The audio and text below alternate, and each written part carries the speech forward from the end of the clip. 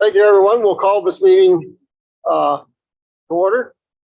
The mayor is sending her regrets. She's a little under the weather, so we'll carry on this evening. Members of the public are invited to participate in this meeting of council by accessing the meeting, which will be live streamed on our Middlesex County Center YouTube channel, or by contacting the municipal clerk to receive a registration link to join the meeting being held electronically. Members of the public may also attend the meeting in person at the Coldstream Community Center, located at 10227 Illitt Road in Coldstream. There are no additions to the agenda this evening. I would ask if there's any disclosure of pecuniary interest from any members of council. Seeing none, we'll start off with our first delegation of the night. It's the Organizational Service Delivery Review presentation by Blackline Consulting and John Nas of Blackline Consulting. This is intended virtually, I believe, to walk us through it. John, are you there? Okay.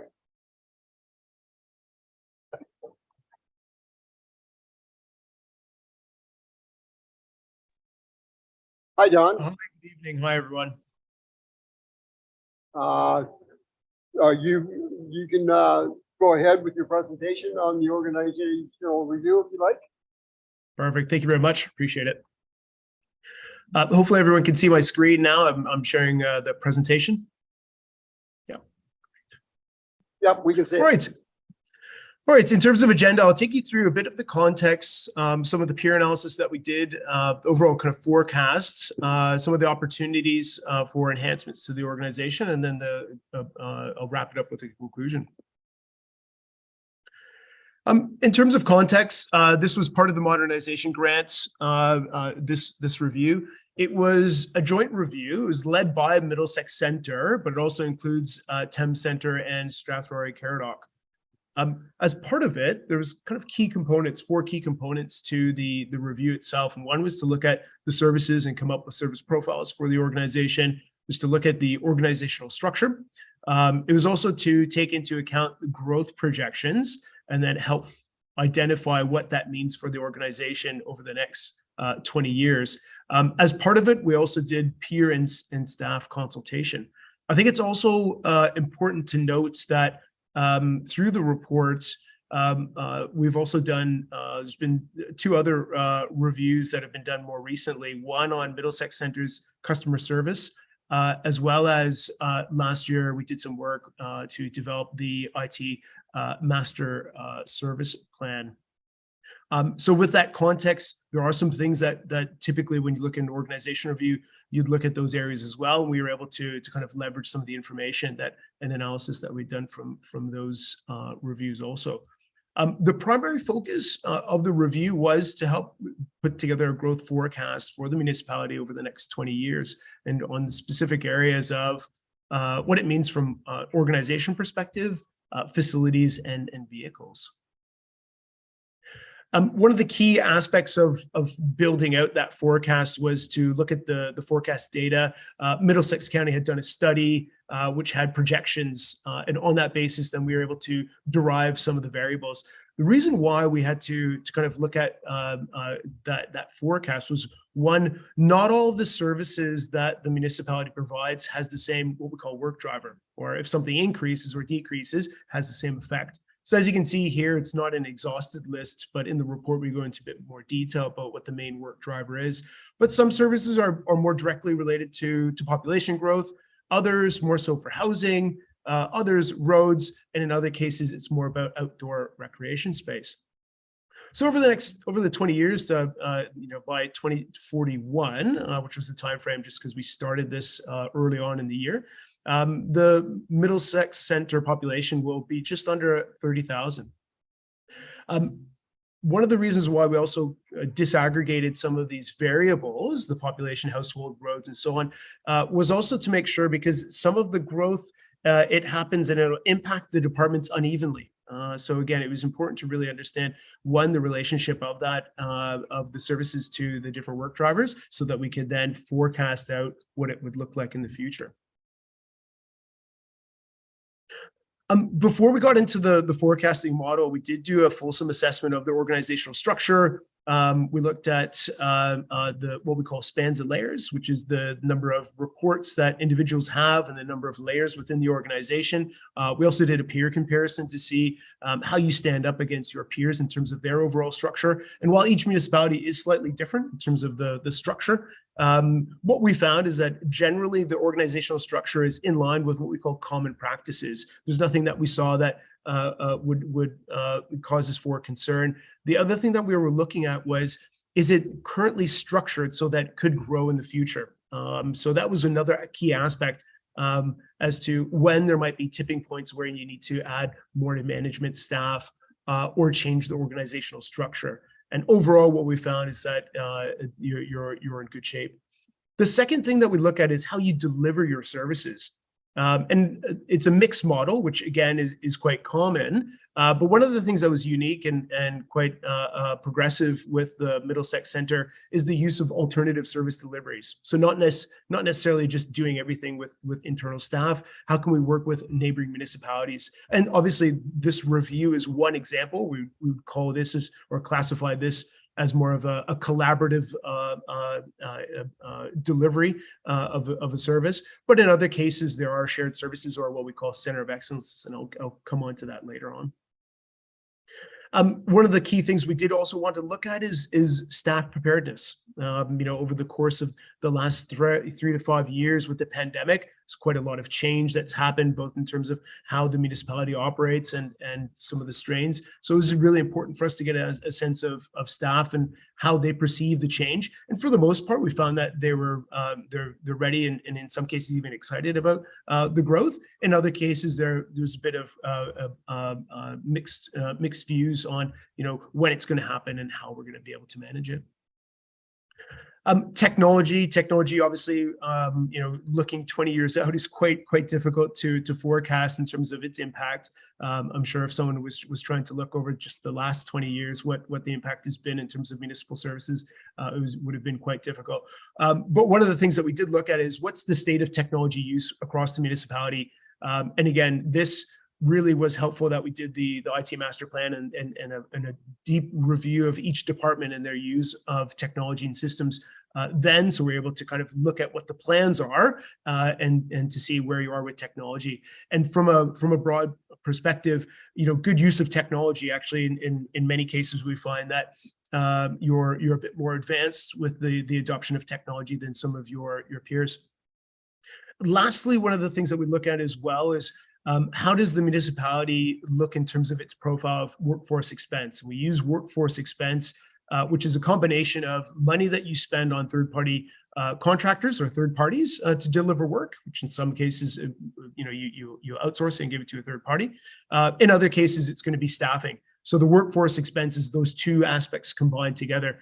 And why we do that, again, we're looking at the total kind of cost to deliver a particular service, but also your peers, when we do a peer analysis, they may have a different way of delivering services as well. So having a workforce expense as a way to measure is quite helpful. What we found is that overall, you're in the midpoint in terms of your expenses, your workforce expense. I'll come on to some unique aspects of that in a moment.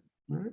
But by and large, what we found is that you're in a good position for growth. I think one of the other things that came out of our customer service review is that from the analysis, in terms of the current service standards and service levels, quite a high level of satisfaction. So again, we're trying to build that baseline, if you will, to say where are we today, because now we need to start looking at what the forecast means over a period of time.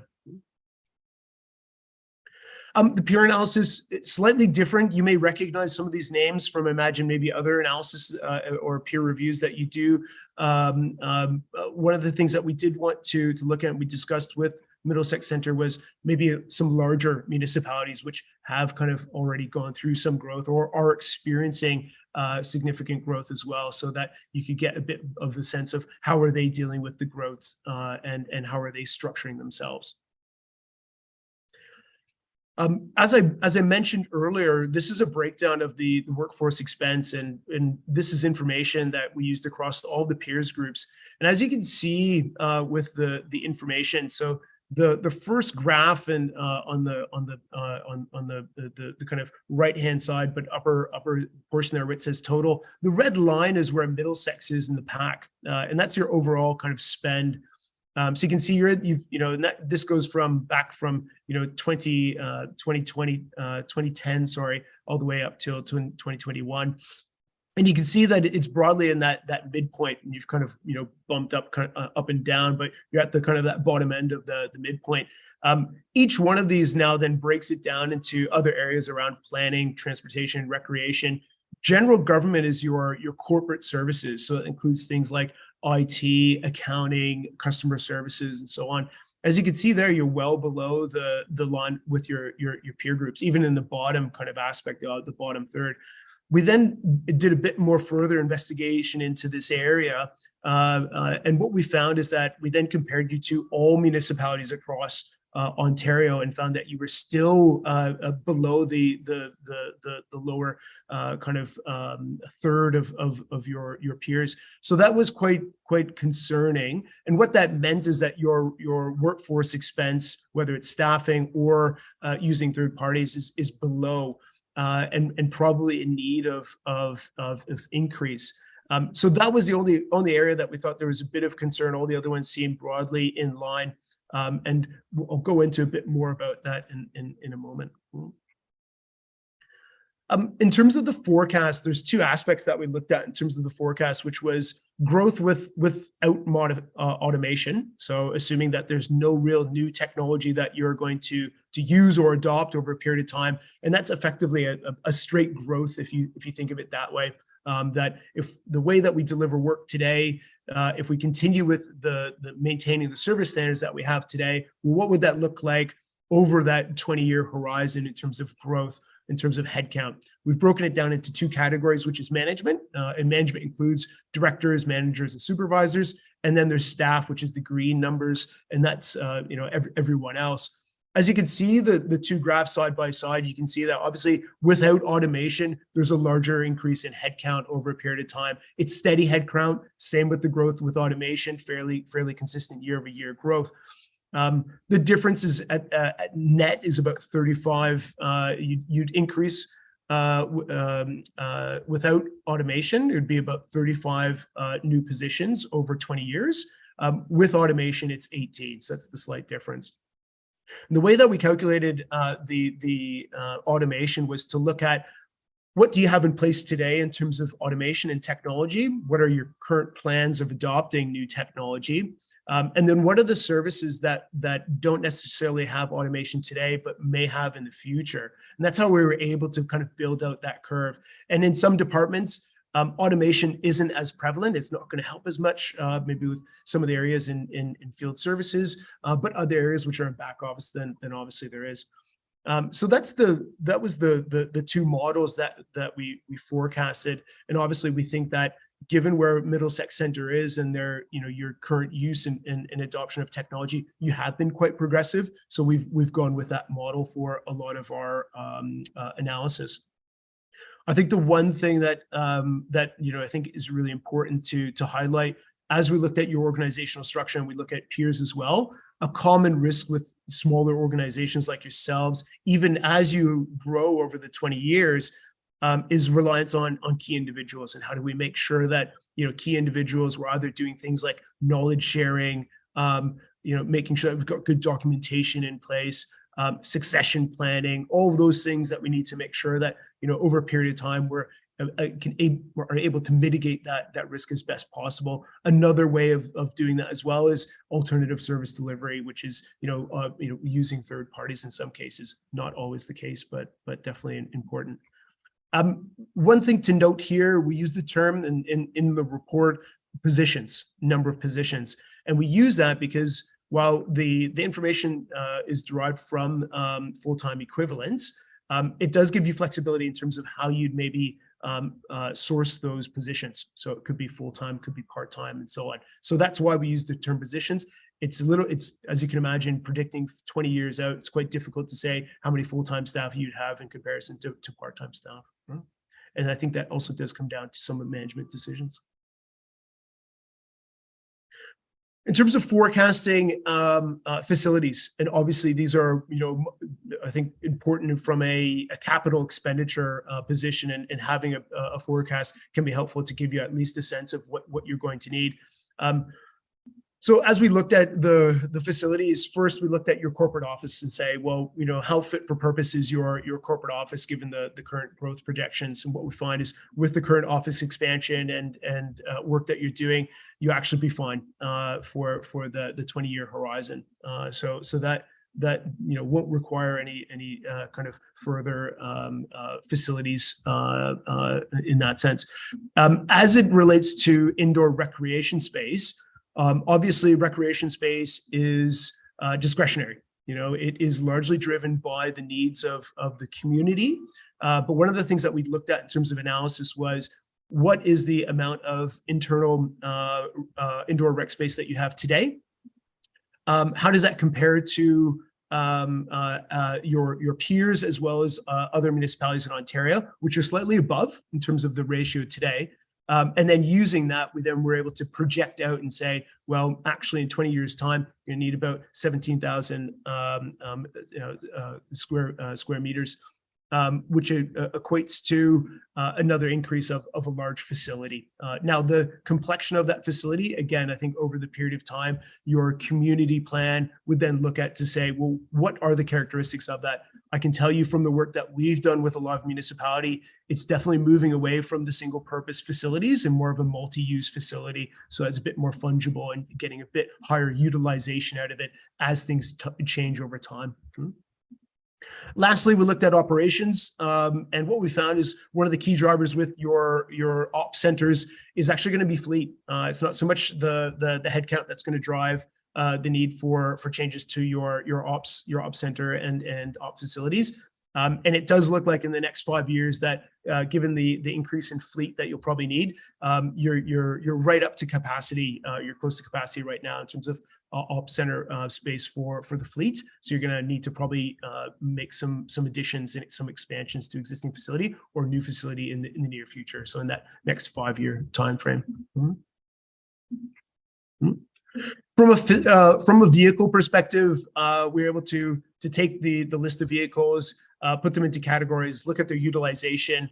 And as you can see here, the green lines are areas where there is an increase. In other cases, there aren't. And partly what we're looking at is for each of the vehicles, there are some what we call kind of utilization factor, which is what's going to drive utilization in the future, whether it's population or lane kilometers or even parks.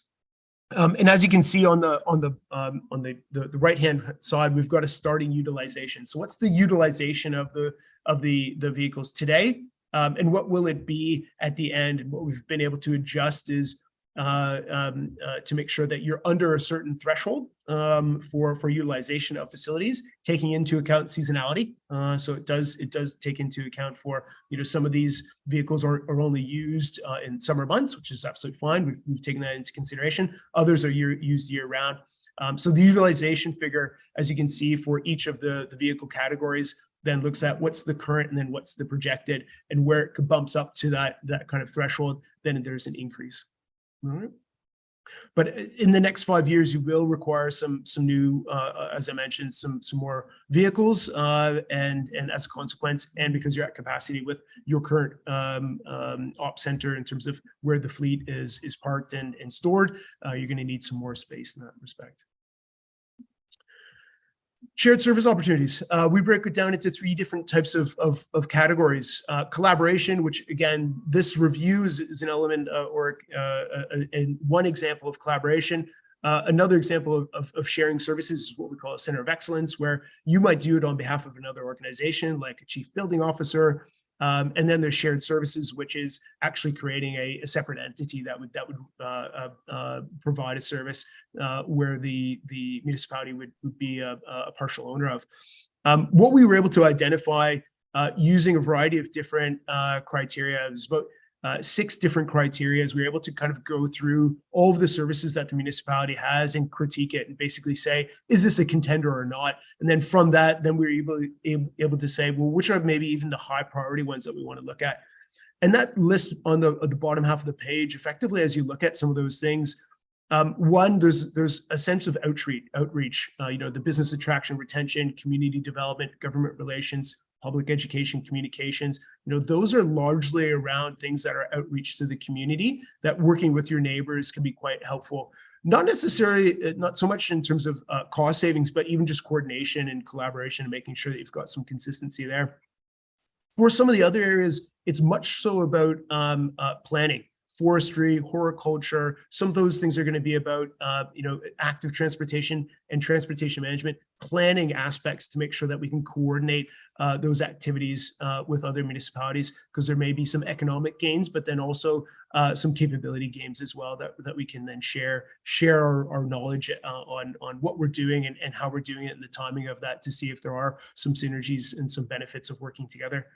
Other aspects, facilities management and fleet management are good examples, which is more of the administration and maintenance of the facilities and the fleet. So where we might be able to use similar mechanics or similar workers for maintaining facilities. So just a couple of examples, but those are some of the higher priority ones that we identified through our analysis that over the span of the timeframe that the municipality may want to look into. So overall, in terms of conclusion, the municipality, as we see it, is actually well structured to absorb growth as it stands today in terms of the spans and layers and number of direct reports. There are some areas that can change and probably will change over time. And I think that's largely dependent on kind of management's view on what works and what isn't. There's as I mentioned earlier, with the corporate services that they're under resourced. We're suggesting another 2 positions that would help bump you into that lower portion, but get you in an area which we think would be more appropriate given the work volume. The change, the overall change, as I mentioned, with the automation, it would be 18 positions. Without it, it's going to be about 35. And in terms of investment in facilities and vehicles, for the facilities, a new rec facility or facilities, depending on your decision, by probably around that 2036. So you do have time for planning for that. On the ops side, that's a little bit more urgent. So in the next 5 years, something to do around the fleet and storage for the fleet areas. And then lastly, as part of the grant funding, there was also looking at what's the net impact of going forward. So the way that we were able to calculate that was compare the automation scenario versus the non-automation to come up with what that labor savings might look like over that period of time. That's my presentation. I'll pause there for any questions that you may have. Thank you, John. Appreciate that. I will turn to council and see if there are any questions at this time.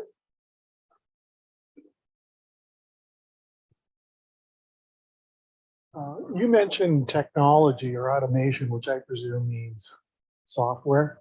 So is there anything that you could cite that we should look at, or is this yet to be developed that we don't know about? But our whole attitude should be to embrace new stuff when it comes down the pipe. Yeah, through your worship, it's a great question. And again, I mean, I was a software developer. That's how I started my career. It is about continued automation and continued use of technology. So I would say it's continued doing what you're doing. You've got the right behaviors. You've got the right, service delivery model for IT. You've got some very good individuals on the management side, which are constantly looking at ways to enhance and improve. So I think it is very much about continue doing what you're doing. I think the biggest problem for me that we ran into on the automation front, and as you may have seen more recently about AI and chatbot, that could be a substantial accelerator in the next 5 years. But there's an adoption curve as well, right? Just because something new comes out doesn't mean you adopt it right away. And usually it's good to be not on the bleeding edge, but on the next kind of version down. So there's that element. I think the second one for me is also automation in its full sense of robotics. And I do think that, eventually there are some use cases today where there are some services the municipality provides, which are largely, it's manual, it's intense kind of labor. In the future, that may be augmented. And again, we're talking 20 years out, which in manufacturing, if you look today at the level of automation that occurs, it's quite substantial, even for people that are still working in it. So.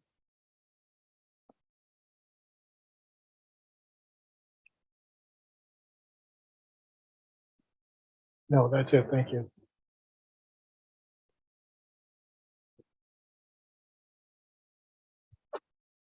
The Deputy Mayor to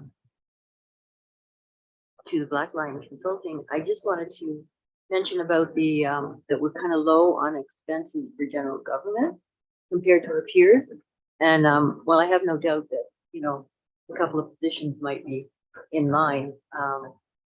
My take on it is that our staff are just very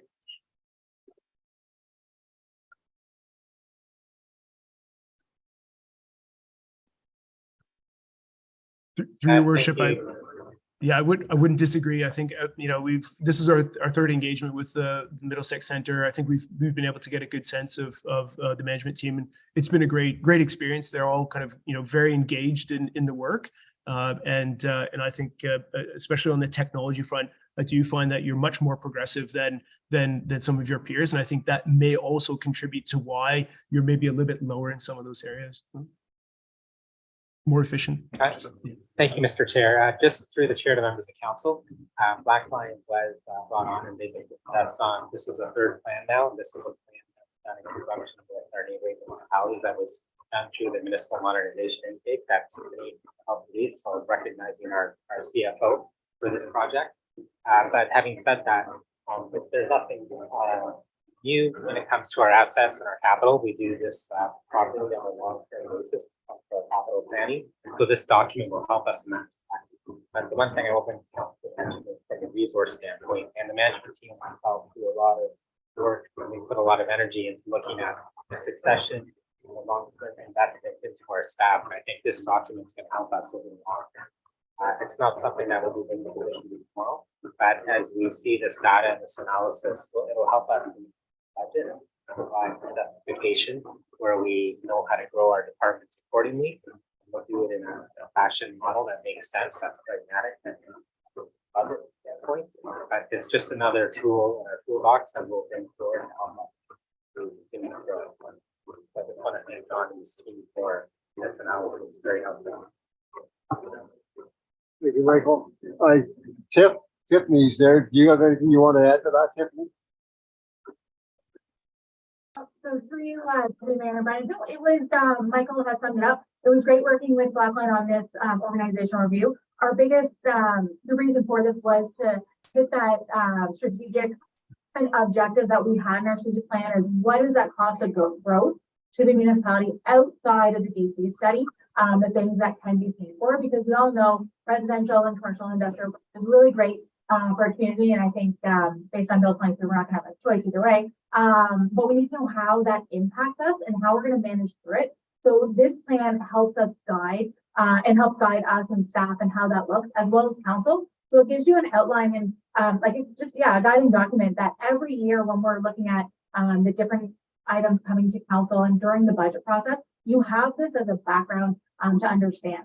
We're also going to be able to use this plan as we guide our 2024 DC study. So as you can see, it didn't organizational wise, like HR people, that's not obviously covered by DC. So that's something that we'll have to look at separately. But when it comes to the fleet analysis, as well as the facility analysis, if those are due to our growing municipality, that's even more support of where we can look at for building our DC study, depending on how that might change because it's still 23. But we will see what that looks like. But at this point, it is a good starting point. And then for staffing as well, it gives us an idea of what that ask will look like to council each and every year. And if we look at that automation as we continue to do every year, we can actually really reduce those staffing costs. And if we look at some shared services, I know when you're reading through the report, John and his team did a really great job of looking at the shared services we already have. So things like with our building services and our fire prevention, those are great initiatives that we're already starting to see. And we're looking at that bigger picture within the entire government sphere rather than just Middlesex Center. I think that's the way that we need to go, especially if we're going to reduce and be more efficient in the future. And I think this is something that more municipalities can benefit from. And we are hopeful that we do have two of our neighbors that are part of the study, so Strathroy and Thames Center, but we will be sharing it with all within the county because maybe there's things that we can all work on together. And this is that guiding document that can maybe help everyone out. And so overall, I don't have anything else to add. I think there's some great recommendations, and it's definitely something that'll come to the budget committee, whoever is selected for 2024, for any of these initiatives. But no, unless there's any other questions. Thank you. Yeah, I'd just like to add that, seeing this report, obviously staff has got us in a very good position. So I think that, council has some, or a lot of comfort in where staff's taking us. And it looks like we're in a really good position moving forward. If there are no further questions, motion for the item 7.1, 4.1, organizational service delivery review. That report CPS 13-2023 Green Organizational Service Delivery Review be received, and that the recommendations contained in the plan be reviewed on an annual basis as part of the municipality's budget deliberations. Do I have a mover? Councillor Shipley, a seconder. Councillor Arts. All in favor? So moved. Thank you. We're going to take a 1-minute pause here, just to set up some more chairs in the gallery. Just we're getting through more people than we expected, so we'll put up 4 chairs for you. 1 minute. Thank you.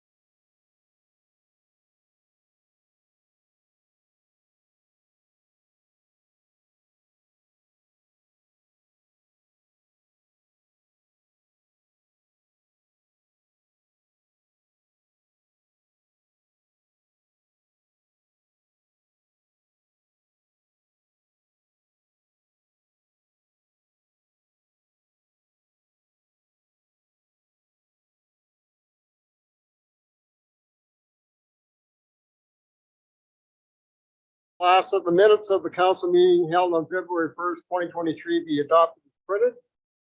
Is there any questions on the minutes? Errors or omissions? Mover? Councilor Cates, seconder, Councilor Bears. All in favor?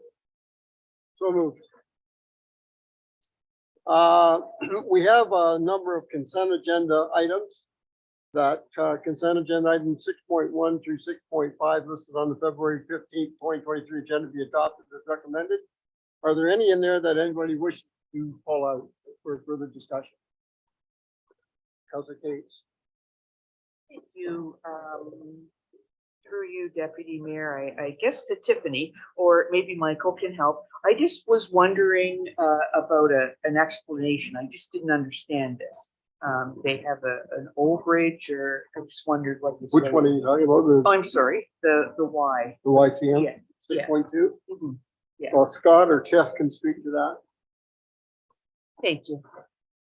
Through the deputy mayor. So are you asking about the surplus or the additional? additional surplus, how it works. So through each year when they, through their membership model, after the management fees have all been paid and memberships have been collected, anything that's left over comes back to the municipality if there's a surplus.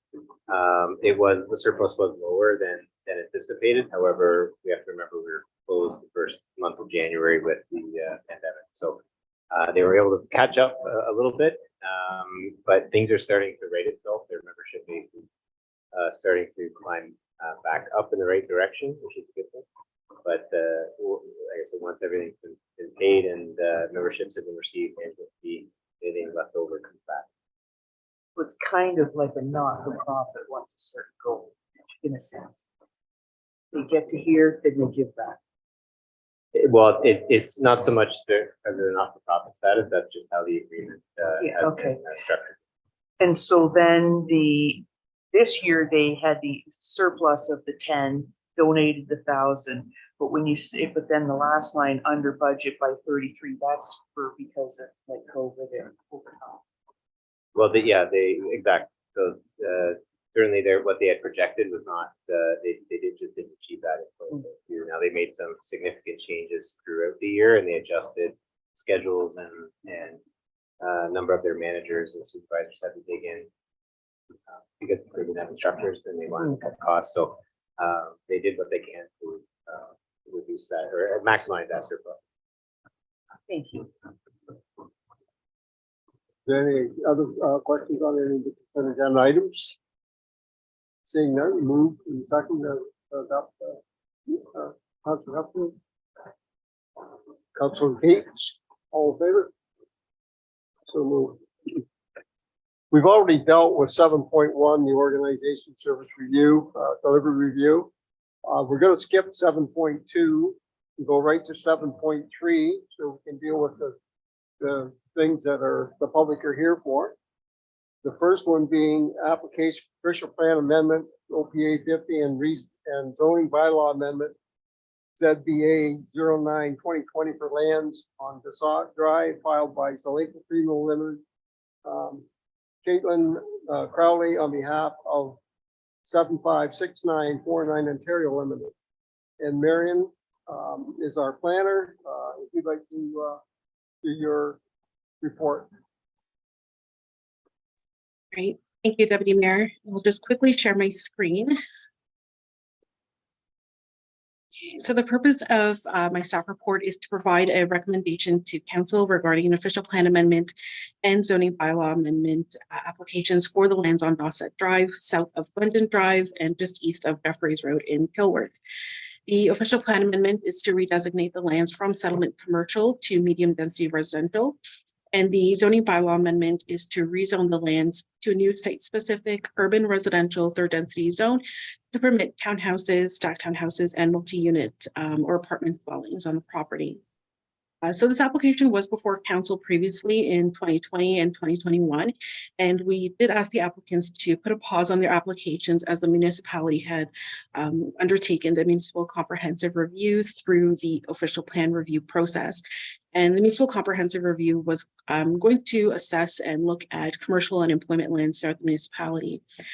So the growth management study did conclude that there was a slight deficiency in commercial land supply throughout Middlesex Centre. However, if the municipality were to consider adding in lands, the more appropriate location would be in Ilderton, and that the Kilworth and Kamoka area had sufficient land for the long term.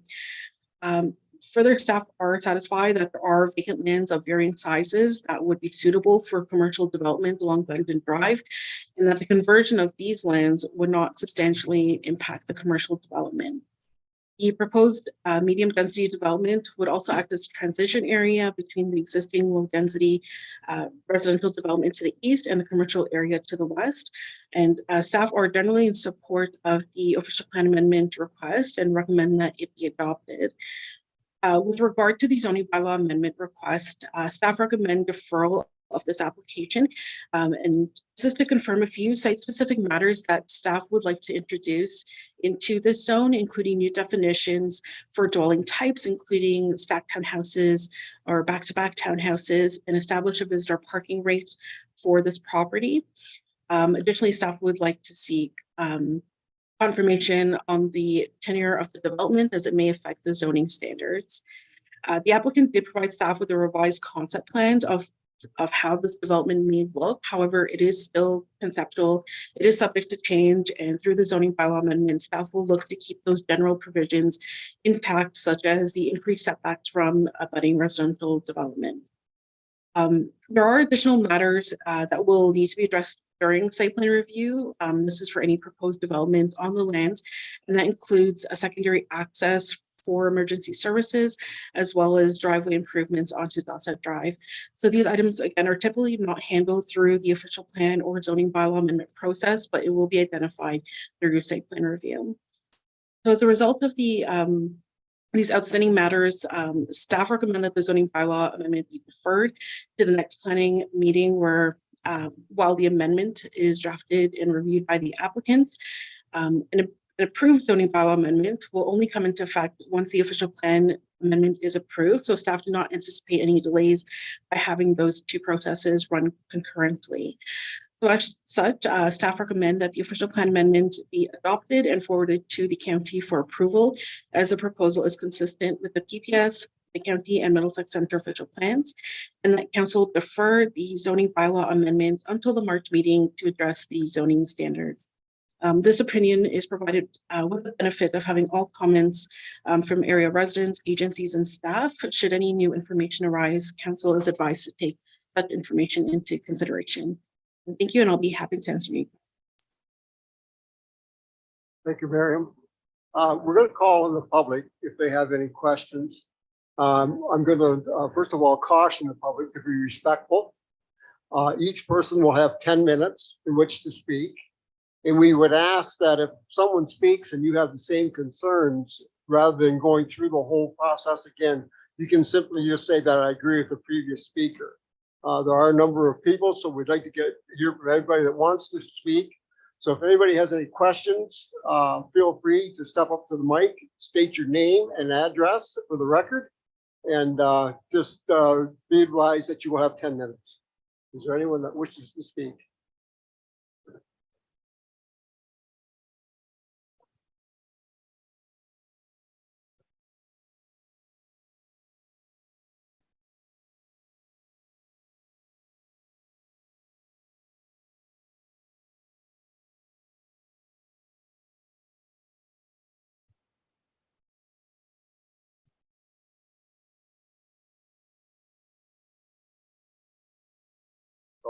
Honorable members there. I am originally here for a different issue. Could you state your name and Sorry, address? My please? name is Ian McCullough, and I live on 49 Kilworth Park Drive.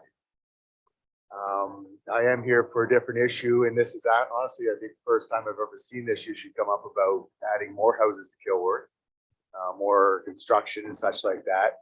As it sits right now, there's only two entranceways that exits in and out of Kilworth, except for the new section off of the west of Kilworth, and that's Jeffrey's Drive and Kilworth Park Drive. And as it sits right now, Jeffrey's always has to have speed limiting bumps put in every single summer. And Kilworth Park Drive, honestly, to try to turn left out of Kilworth Park Drive is getting harder and harder daily. The traffic that goes down through Glendon Drive is ridiculous, and every single one of these units that keep on going to Kilworth, turns out that they have to filter themselves through Kilworth, which means Jeffries gets busier, Kilworth Park Drive gets busier, and Glendon Drive gets busier. And out of respect, we heard about a plan 3 years ago that there's a 5-year plan to try to tackle the traffic that is going down Glendon Drive through the 402 and vice versa.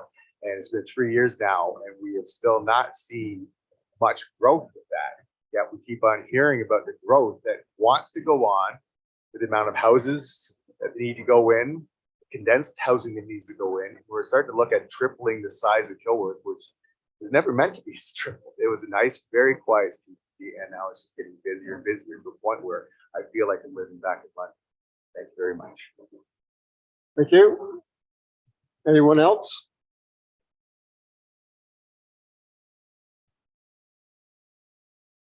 Okay, seeing none, I'll ask council. Does anyone member of council have any questions? Councilor Hart.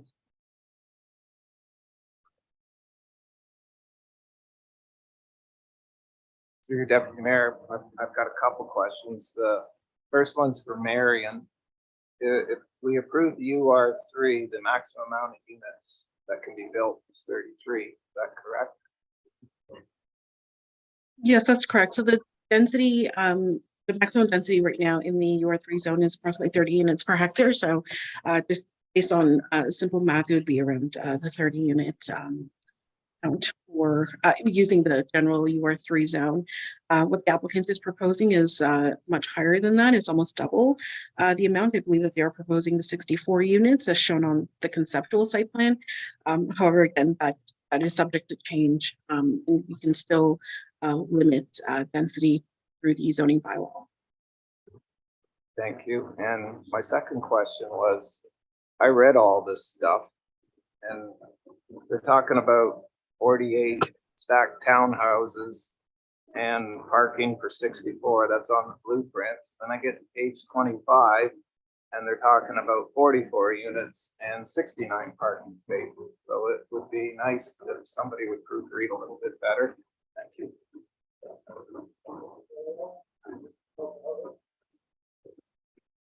Your Deputy Mayor Brennan to Marion, I just want to confirm, so today or tonight, what we're doing is adopting that we're changing the from settlement commercial to medium density residential. But the details as to the narrow access and the fire route and all that stuff that has been brought up, that is for a next meeting, and that's why you're deferring that this time. Yeah, through the deputy mayor to Councillor Heffernan, yes and no. So yes, tonight's meeting, we're recommending adoption of the amendment to redesignate those lands from settlement commercial to medium density residential. However, the zoning bylaw amendment would be done at the next meeting. However, issues such as the access in the driveway would not typically be established through the zoning bylaw. That would be done through site plan review to municipal standards.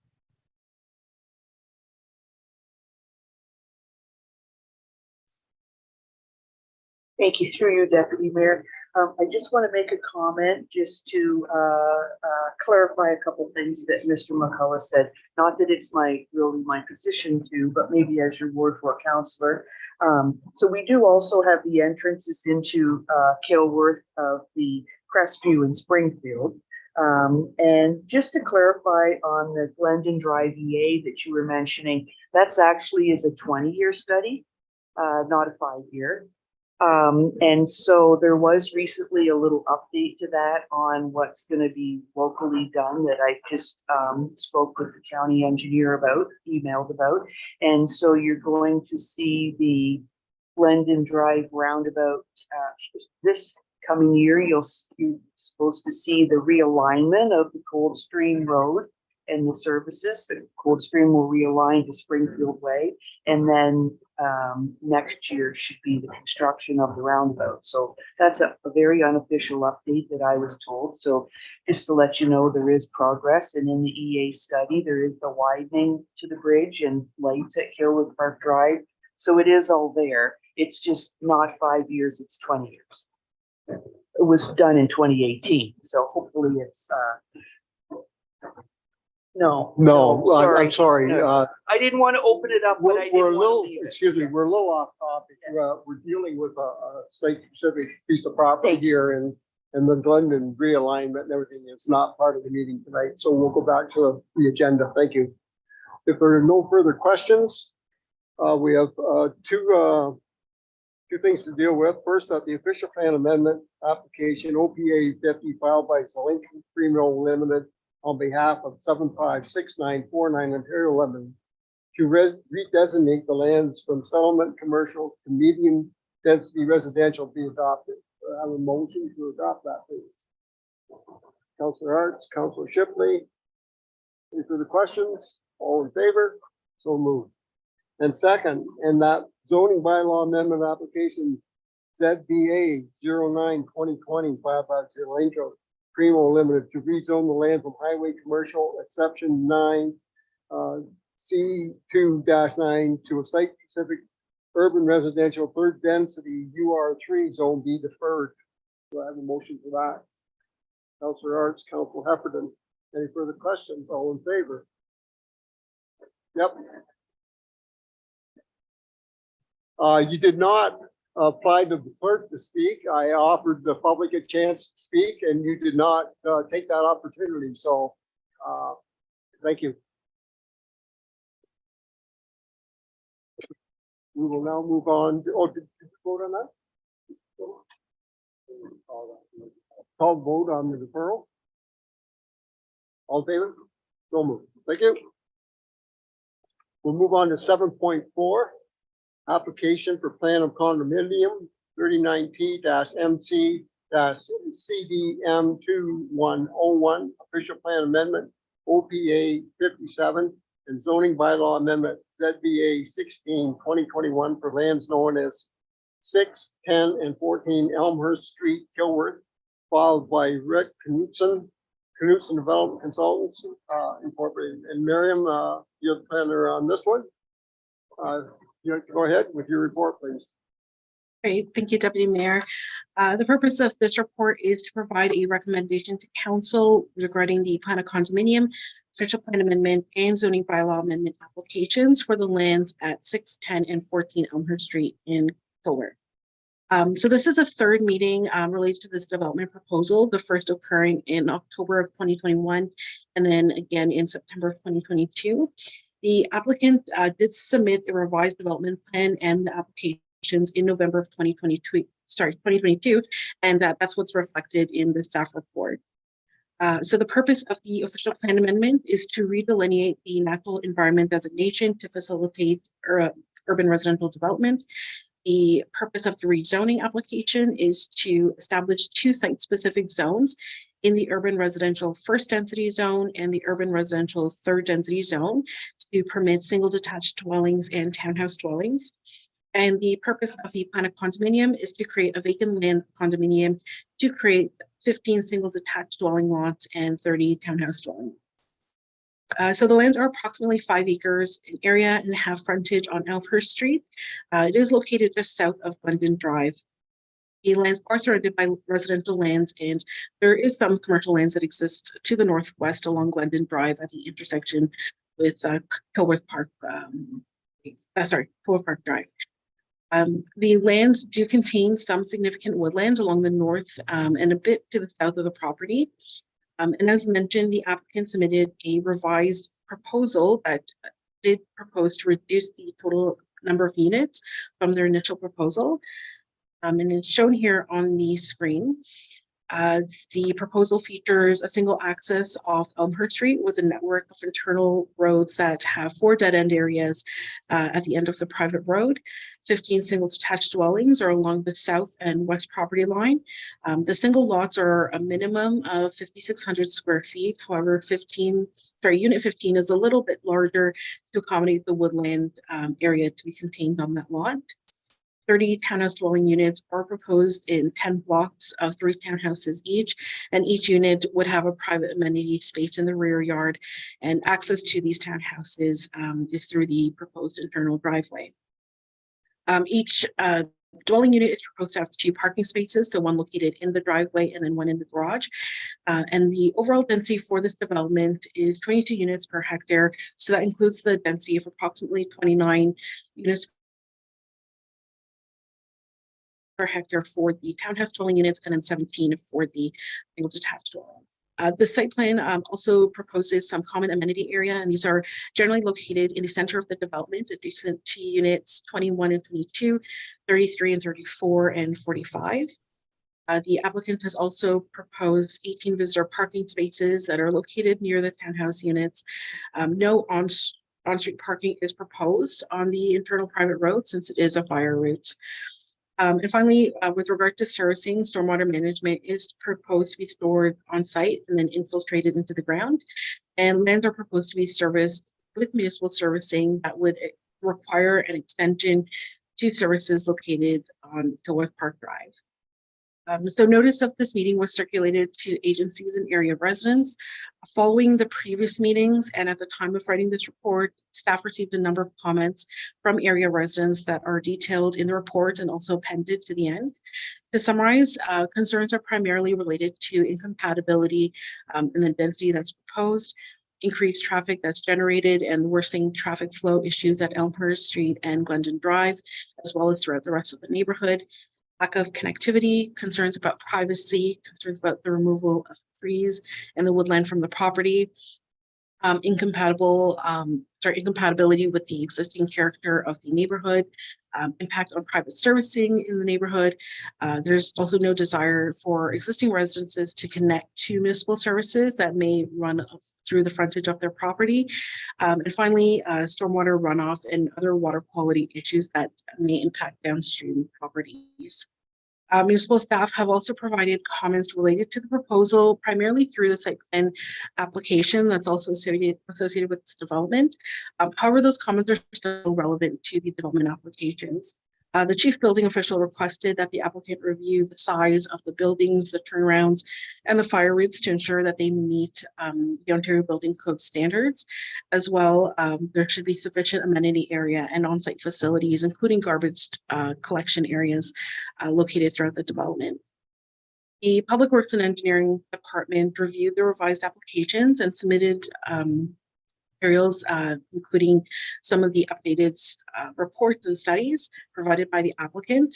The comments were provided and related to the servicing of the site and the transportation impact study. Staff noted that there was insufficient information to determine sanitary capacity and that the proposed stormwater management approach will likely impact downstream properties, and that many of these technical matters will need to be addressed before we can support the planning applications. The county engineer had also advised that they would like to see the servicing plan revised to remove the sanitary line from under the traveled portion of the road, as it appears there is ample space to relocate the water main and sanitary to the other side of the boulevards. This is particularly a comment related to the sanitary connections on Elmhurst Street, as well as the connections onto the private roadway. But in relation to the county road, the developer will need to make a contribution to any intersection improvements at Glendon's Drive and Elmhurst Street. And the county and Middlesex Center are still in discussion about what those improvements might be. Finally, Upper Thames River Conservation Authority submitted comments on the revised plan. These comments relate to a number of matters, including stormwater management, as well as the development assessment report and natural heritage features. I will note that the CA is still of the opinion that applications made before January 1st, 2023 can continue to be reviewed by the CA. Copy of their detailed comment letter is also appended to the staff report. So generally, infill and intensification is supported by the provincial policy statement, the county official plan, and Middlesex Center official plan, provided that it represents appropriate planning. There are no negative impacts to natural heritage features, and that development can be supported by municipal services and amenities. Throughout the report, staff noted concerns with the development proposal. Particularly, staff continued to have issues with the compatibility of the proposed intensification in relation to the surrounding low-density residential community. While it is important for infill and medium density to develop in areas like Kilworth and Kamoka, the number of units in lot fabric is more suitable to areas that are designed to urban standards. Staff note that the proposed density is 22 units per hectare, whereas the surrounding community is more representative of 4 to 5 units per hectare. We don't expect that any new development is to continue or to replicate that density amount. However, staff would be more supportive of a lower density or lower unit count that does not significantly alter the existing community. There are a number of items that staff have detailed, including the discrepancy with the development assessment report and the revised development plan. For example, the proposed townhouse dwelling units are closer to the drip line to the north. Fencing is also proposed along this northern property line, which may interfere with the remnant woodland. The building envelope in Unit 15 is in proximity to this drip line without any mitigation measures. as well as snow storage locations will need to be reviewed or removed to avoid conflict with the remaining woodlot. As a result of that review, staff are unable to determine if the proposed development will meet the PPS requirements to have no negative impacts on the natural heritage features.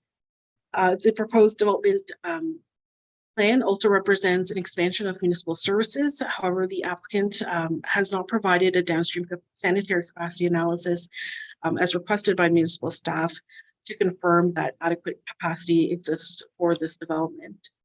Additionally, staff raised concern over the proposed infiltration plan that will likely impact downstream properties that rely on well water and cannot connect to a new water main.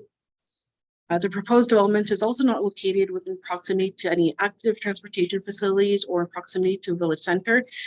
There is limited commercial businesses located at Kilworth Park Drive. However, nearby schools, community centers, and major retail is located east in the city of London or west near the Wellness Center in Komoka. Further, the increase in units is also supported on collector or arterial roads. While development is located in proximity to Glendon Drive, the main entrance is on Elmhurst Street and is definitely expected that traffic will be carried along Kilworth Park Drive and Parkland Place, and to avoid undesirable turning onto or off of Glendon Drive. As you know, Glendon Drive does not permit left turns onto Elmhurst Street. It will force any residents to turn onto Kilworth Park Drive and force traffic to move through the rest of the community. Staff also note that the common element area is proposed to be landscaped and represents a large portion of the center of the development. However, it's also identified that this area is where the infiltration galleries for stormwater management are located. So staff don't expect there to be any treed areas here, any playground or any other passive recreation facilities within these identified common area. So the development proposal has been reviewed against the policies of the PPS, the county official plan, and the Middlesex Center official plan, including the Kilworth secondary plan. Staff are of the opinion that the proposal is not consistent with PPS and fails to conform to the relevant policy directions of the county and municipalities official plan that provide detailed guidance for this type of development in areas that are appropriate, that are suitable in context of the local community, and that represent an efficient use and optimization of existing infrastructure. Additionally, there are several outstanding technical matters that the applicant has not satisfied, along with the finalization of the municipality's engineering review.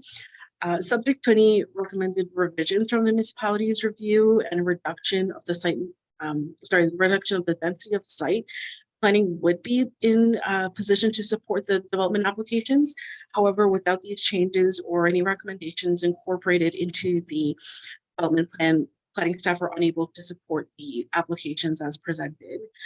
So as such, planning staff recommend that Middlesex Center refuse official plan amendment 57 and zoning bylaw amendment ZBA 16/2021, as they are not consistent with the provincial policy statement and not in conformity with the County of Middlesex official plan and Middlesex Center's official plan. Additionally, staff recommend that Middlesex Center Council advise the County of Middlesex to refuse plan of condominium file 39T MC CDM 2101, as it is not consistent with the provincial policy statement and not in conformity with the county and county and local official plans. And this opinion is provided in consideration of comments that were received from area residents, agencies, and staff. Should any new information arise regarding this proposal, council is advised to take such information into consideration. Thank you, and I'll be happy to answer any questions. Thank you, Miriam. The applicant is, I believe, in attendance, Rick Knudsen. If you would like to speak, now's your opportunity, sir. Okay, I guess he's joining us online. Go ahead, sir.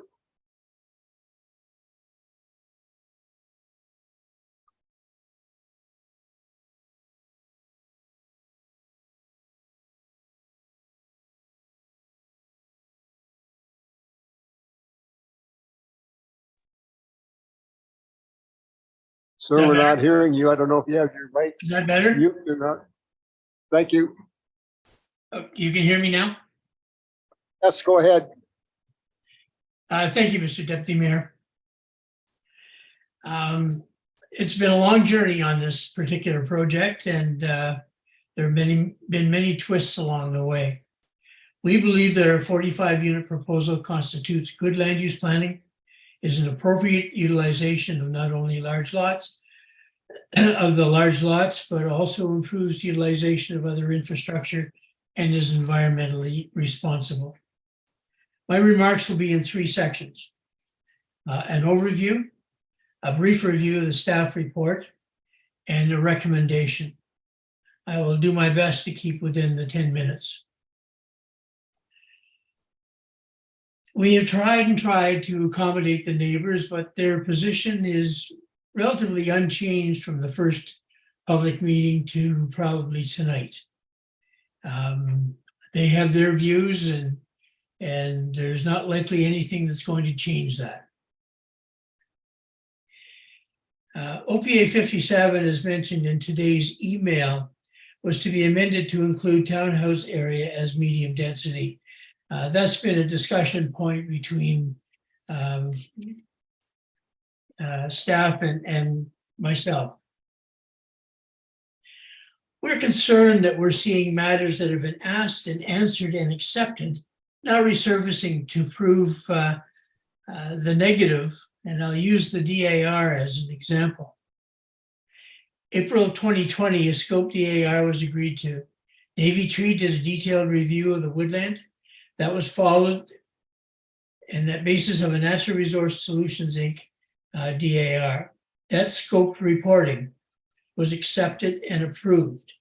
The UTRCA in an advisory capacity allowed then, and I'll get to, signed off on the tree report by email May 26, 2021 by Stephanie Pratt.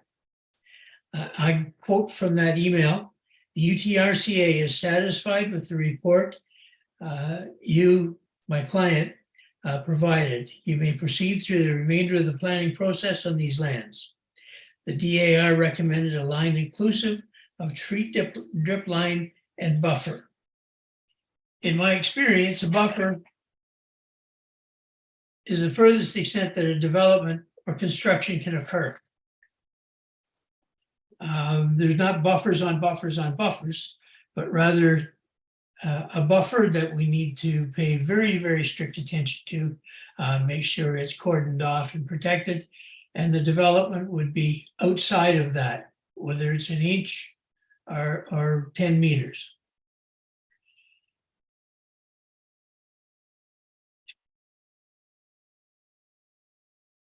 The recommendations of the DAR, in our opinion and that of our consultants, is that they are portable from one concept to the other without amendment to the DAR, and there is absolutely no need to spend additional money to have them redo a DAR to prove that exact point.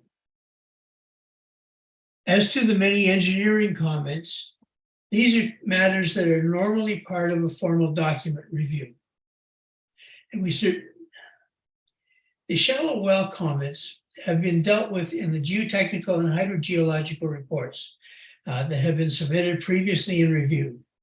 Why then do we now see these types of comments again? It's not an issue. The initial reports did, in fact, deal with this very thing.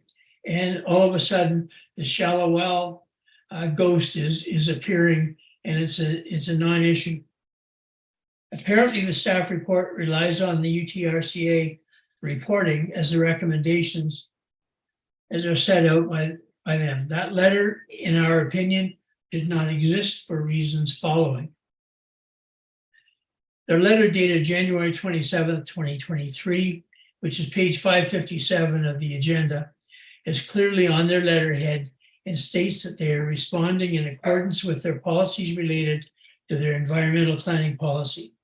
They take issue with the DAR and other elements of our reporting. The pre-report was approved by the Conservation Authority. On November 22nd, 2022, Bill 23 was proclaimed as having received royal assent. That bill amended the Conservation Authorities Act, and I will quote as follows, in particular, section 21.1.1, bracket 1.1, close bracket. And it states, an authority shall not provide under subsection 1 within its area of jurisdiction a municipal program or service related to reviewing and commenting on a proposal, application, or other matter made under a prescribed act. The Planning Act is a prescribed act.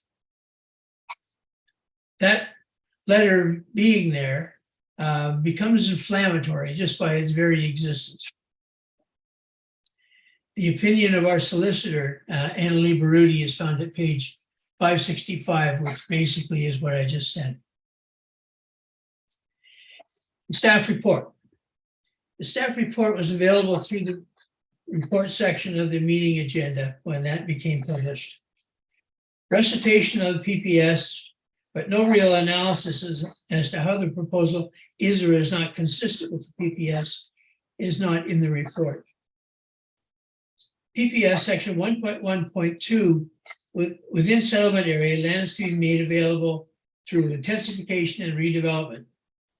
This is a redevelopment and intensification. We know that the province is very aggressive at maximizing housing opportunities. Bill 23 mentioned earlier amended a number of pieces of legislation in an effort to streamline approvals. I could provide a point-by-point discussion of the entire report, which would be rather time-consuming and I believe pointless. The resubmission of our reports was in the first couple of days of December, actually December 1st. The report was seen in context of this agenda. There was an email with comments on the reports received January 27th, approximately 3 months later, and 19 days before this meeting. That's almost 3 months after our submissions and 17 days before the meeting tonight. The added communications you received today deal with those comments. And again, I will issue my sincere apologies for the confusion that exists in those reports not having been submitted earlier. I said I had a request. Given the negative nature of the staff report, I would ask for a 1-month deferral if there is any hope and a chance of the change of the recommendation. If so, then the review of the comments sent today may have a different outcome. If, on the other hand, the position is so hardened as to not being able to be changed, then we seek your approval of OPA 57 as modified to designate the townhouse area and deal with the natural heritage issue, to recommend approval of ZBA 16-2021, and upon council passing those amendments, to recommend that the site plan of 45 units be approved, and that further the County of Middlesex approve the application for a vacant land condominium 39-MC-CDM 2101 with conditions to follow. We would certainly be pleased to work with you to that end. There had been comments in the staff report stating that a reduced density. This has been an issue from the beginning. We're just throwing mud at a wall without any knowledge whatsoever. Does your staff have a number in mind? Is it worthwhile to set this down for a 1-month referral to explore this? Those are questions that I don't think at this point in time we can deal with. We have recommendations in front of us. The plan has been submitted to staff. Staff has given us a report, and we are here tonight to deal with that report, sir. You have 1 minute left. If you'd like to wrap up your presentation, please. I'm finished, Mr. Deputy Mayor. Thank you very much. Win Bronchos is in attendance. If you would like him to step up to the mic and speak, go ahead.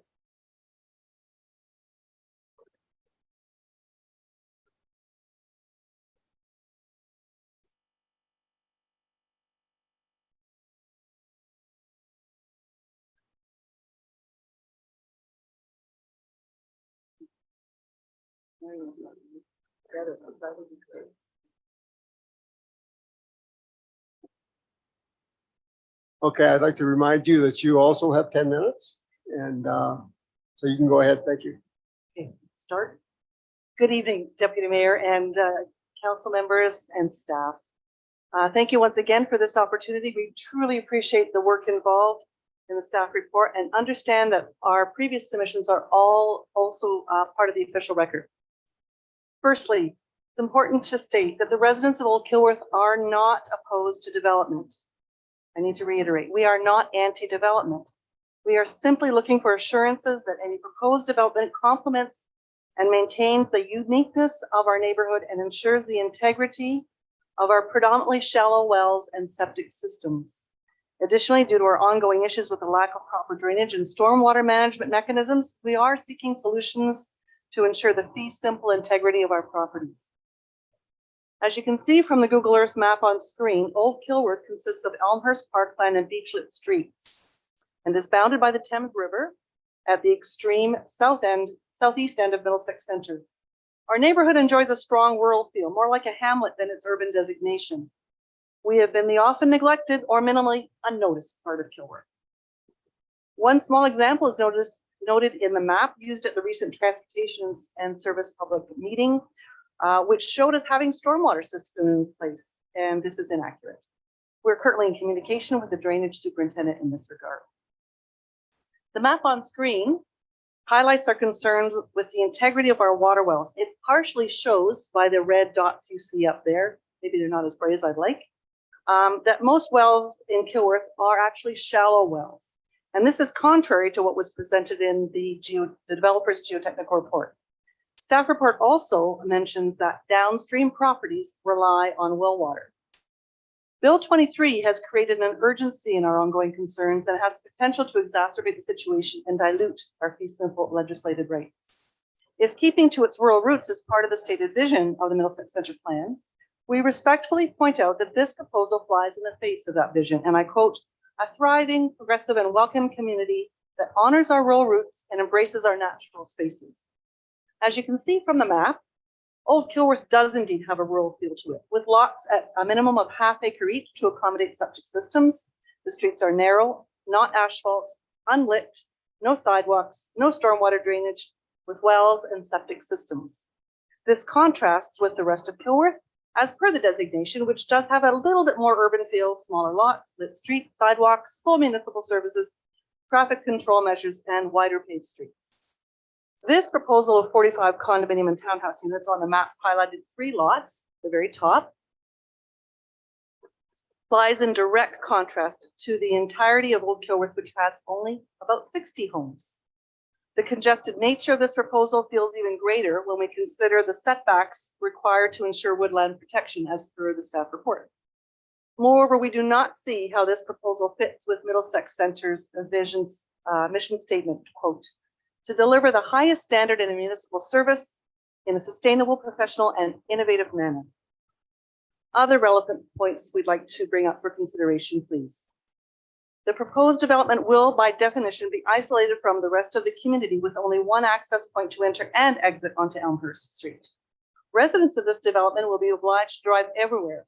Access to both Kamoka amenities and as well to the rest of Kilworth will be problematic due to narrow roads and lack of sidewalks. In addition, with no proposed traffic loop in the development, vehicles will be reversing unsafely and it will be difficult for service and emergency vehicles to enter and exit safely. This proposal does not fit with any innovative models for housing where residents can readily walk to access recreation, school bus stops, and other neighborhood benefits. The current traffic count for Glendon Drive shows over 14,000 vehicles daily, projecting to over 24,000 by 2035. The developer's view, cited in the staff report, that traffic will be, quote unquote, of acceptable levels, It seems false, as the exit is close to a steep incline at the juncture of Glennon and Elmhurst, where no left turn is yet permitted or safe due to poor sight lines and proximity to a fairly notorious intersection. The narrow streets of Elmhurst, Parkland, and Beechnut with no sidewalks will also quickly become overly congested and unsafe for our families. Objective 4.1 from the Middlesex Centre official plan highlights, quote unquote, priority and sustainable infrastructure and services, and with subpoint of improved safety for road users. This proposal will surely be a hazard to pedestrian and vehicular safety due to its density, site geography, and location. As well, with climate change in the forefront, the removal of vegetation, amateur trees, the loss of wildlife habitat, the draining of the land, the mounds of concrete needed, this proposal will increase the stress on the land and water, not just within the area of the development, but to a much farther range.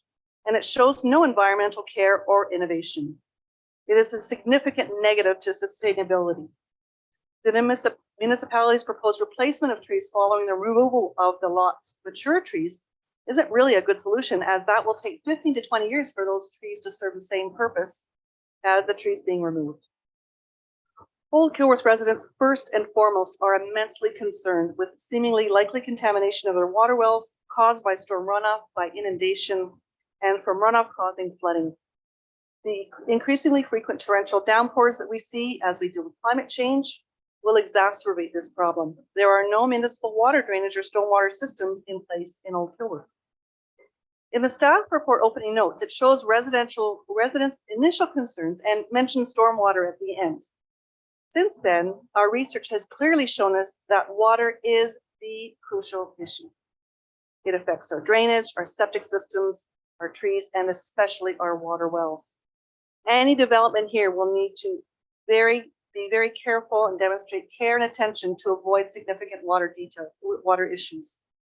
The residents of Old Kilworth will consider any recommendation from the County of Middlesex or Middlesex Centre that will ensure our water and private servicing integrity.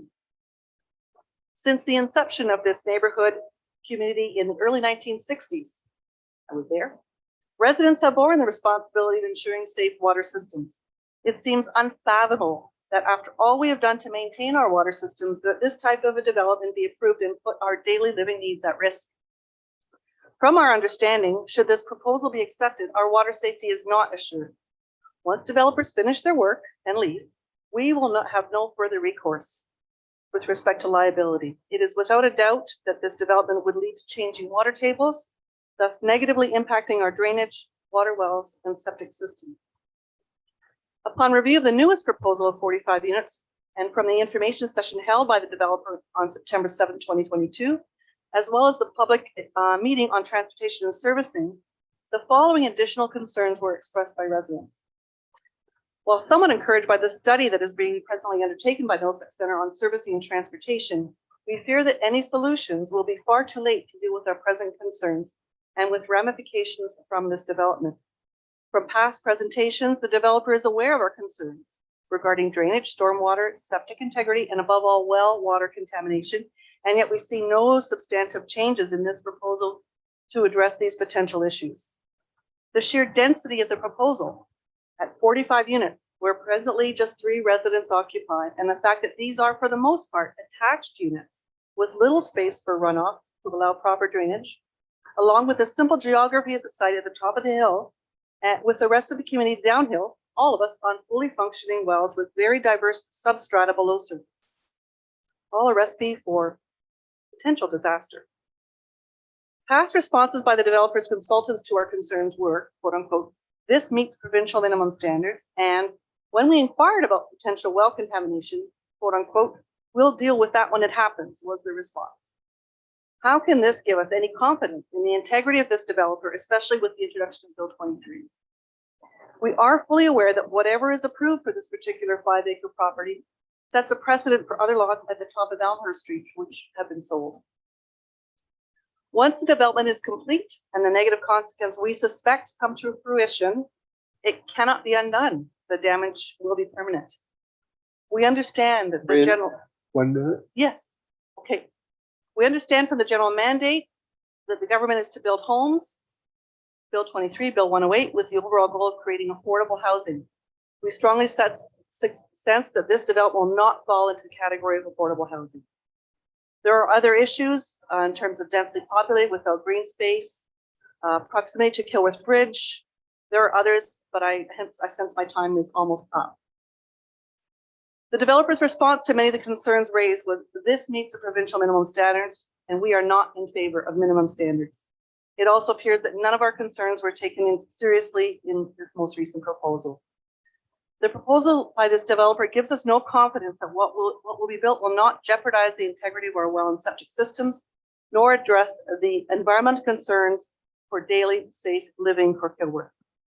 As a group, we continue to research, and we will reference them in our final report. Thank you for your consideration.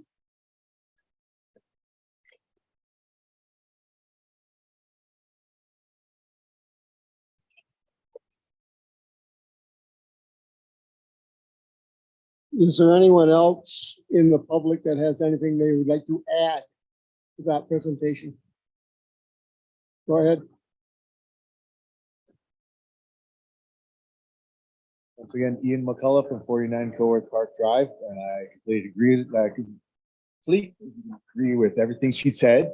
And just as a rebuttal, not a rebuttal, but Sue had mentioned, my 5-year plan to the 20-year plan. Once again, we're looking at adding housing without worrying about the amount of traffic that's going to be impacted for potentially another 20 more years. That's 20 years of our lives we've got to deal with. So much. Is there anyone else with any new information? Seeing none, I'll attend the council. Any questions from council? Through you, Deputy Mayor, to Miriam. So Mr. Knutson brought up Bill 23. Bill 23, that's the Build More Houses Faster Act brought on by the Conservatives. Does that have any pertinence to this application? Because this application was already in the mill. Does that reach back? Or is it not applicable to this application because it was already in the mill? Deputy to Councillor.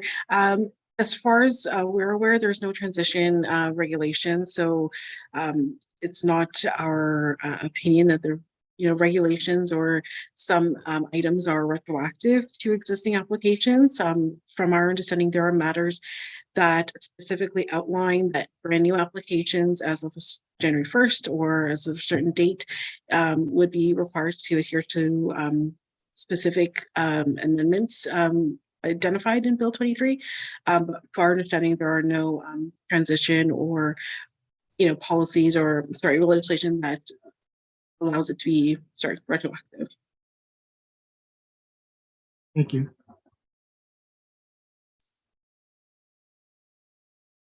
The Deputy Mayor, just some comments.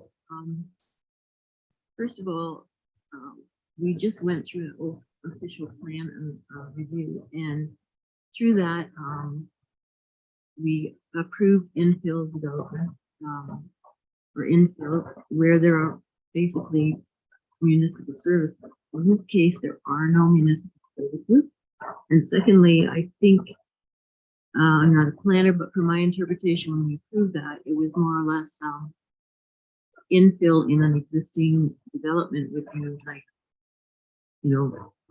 maybe if you have a lot and you can put on, take a house down on a duplex or triplex or something like that. Not an entire development, which in this case basically increases the density of that particular area of Kilworth by 75% in one fell swoop. And yeah, the other issue is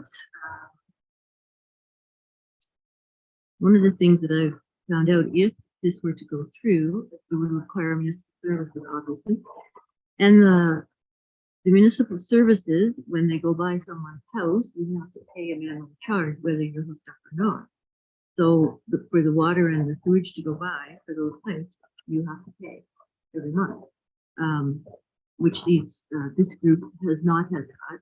Additionally, my understanding that if the road was being torn up to put these services in, then that would be the opportune time to put in. curbs and sidewalks as well. So it's a huge change for this particular area of Kilworth, and it is not compatible at all in my mind. And I fully agree with the recommendation of the planner.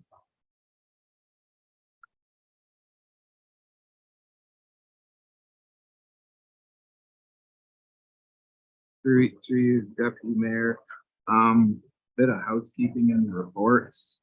Under the one, natural resource solution, DAR stands for Development Assessment Report, and one place there they replaced assessment area. I imagine that's just a typo. Same thing with the geotechnological report. This is 3 acres and 3.1 acres, and the site's 5.03. I assume they did all 5 acres, but I don't know. So that's a correction. And then as far as green space, I realize everyone wants to keep green space. Everyone wants to keep trees, but everyone's got to remember most of our houses are probably built on green space, trees. So there is a compromise. The 45 units is way too much, but I hope people realize the site is entitled to more than 3 units too. So fair is fair. So, and that's it. Thank you.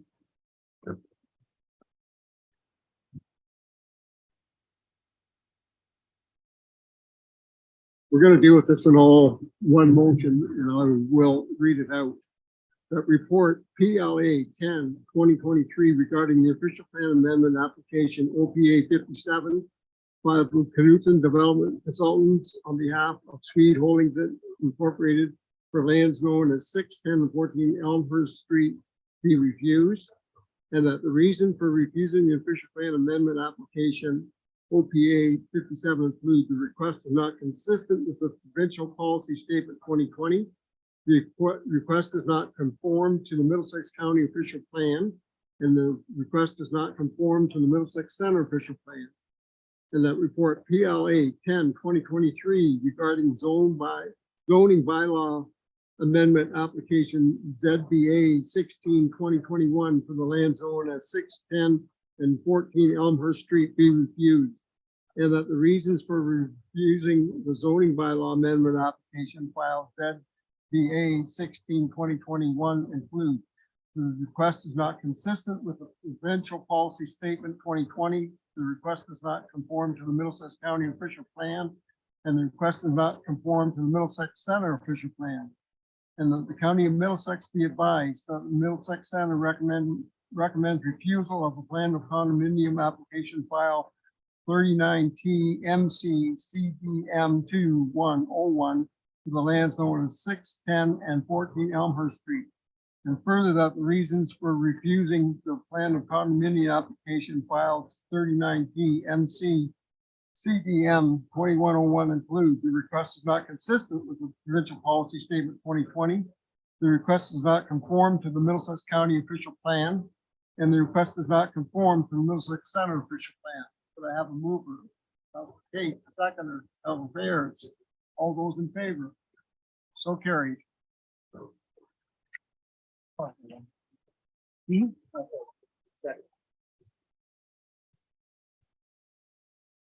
will be going into committee of adjustment next, so we will have a 1-minute recess. Thank you.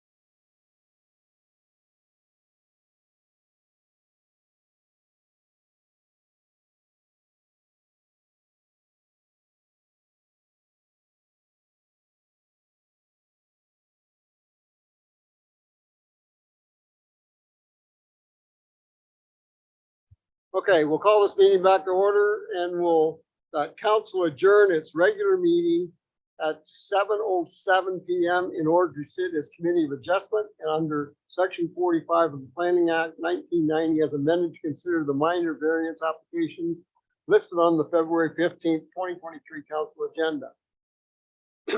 Members of the public that wish to receive further notification on any of the minor variance applications being considered today, I would ask that you please send an email to planning@middlesexcenter.ca requesting further notification.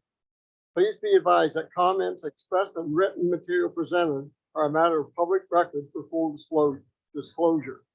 If you have any questions on any applications being held today, we ask that you direct those to the appropriate planner on file. Members of the public that have requested to speak will be given a maximum of 10 minutes to address council and provide comments on applications. In keeping with our procedural bylaw and our R-zone policy, I will remind all of those meeting participants to use respectful language and uphold our values in cooperation, trust, and openness. Orders of proceedings, procedure will be the same for each application, and the order is as follows. The chair will ask the planner to explain the purpose of the application and hearing and to present the staff report. The applicant or their agent has the opportunity to speak to the application. Public who have registered to speak or in attendance will be asked for their comments. Please state your name so it can be noted in the minutes. Municipal clerk or planner will note additional comments received from circulated agencies and the public not included in the planning report. The committee may then ask questions of the applicant and or staff. The chair will then consider motions regarding the applications. Our first application has minor variance file A1-2023, and Dan Fitzgerald, our planner, is here to speak to this report. Go ahead, Dan.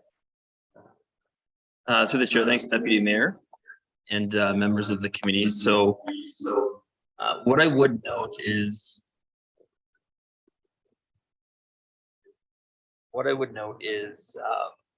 prior to getting into the first application, I wanted to give you an update to the committee regarding application A27/2022, which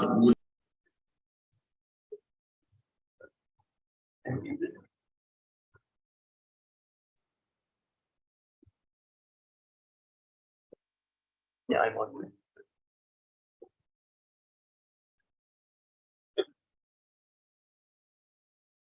Yeah, okay, so just an update again. For minor variance application file A27/2022, it was deferred at the last meeting to provide the applicant an opportunity to revise their plan for their accessory structure. They are still working on revisions to those plans, so that item is not on the agenda tonight. It will be brought back to the first available meeting to the committee. So with respect to this particular application, A1/2023, purpose and effect of the application for minor variance is to seek relief from Middlesex Center's zoning bylaw as it relates to the minimum interior side yard setback that's required in the urban residential first density exception UR1-4 zone. So in this case, the applicant's requesting a minimum interior side yard setback of 1.2 meters on one side of their single detached dwelling, whereas the bylaw currently requires a minimum of 2 meters on one side, 3 meters on the other side. And the effect of the proposal would be to facilitate the construction of an addition to their existing single detached dwelling on the southeast interior side yard. So the subject lands are located within Mocha. It's bounded by low density residential developments, primarily on all sides. It maintains a frontage of approximately 40.38 meters along Arthur in an area of approximately 0.55 acres. The lot contains the existing single detached dwelling as well as an associated accessory structure, which in this case is a detached garage. Again, the owner is to construct an addition on the existing dwelling, which is on the southeast interior side yard.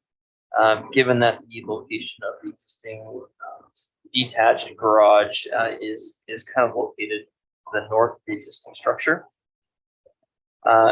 They are seeking a reduction to that interior side yard to 1.2 meters, which would allow for an increase of the footprint on that interior side yard for the addition. The lands are designated settlement area in the county official plan, residential in Middlesex Center's official plan, and they're zoned an urban residential first density exception, UR1-4 zone in the comprehensive zoning bylaw. And so, as indicated in the planning report, I have reviewed the application against the Planning Act test for a minor variance. Those being that it's minor in nature, it meets the intent of the official plan and zoning bylaw, and it's appropriate and desirable. So I am of the opinion that the requested reduction to the interior side yard to 1.2 meters on the southeast side does meet the four axes of tests of the Planning Act.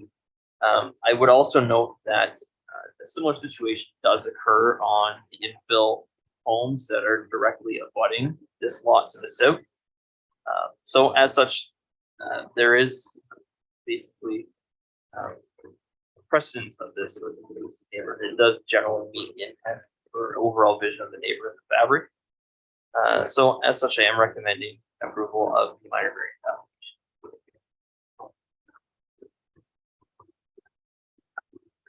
Thank you, Dan. Or is there anyone in the public or the applicant here, either virtually or in person?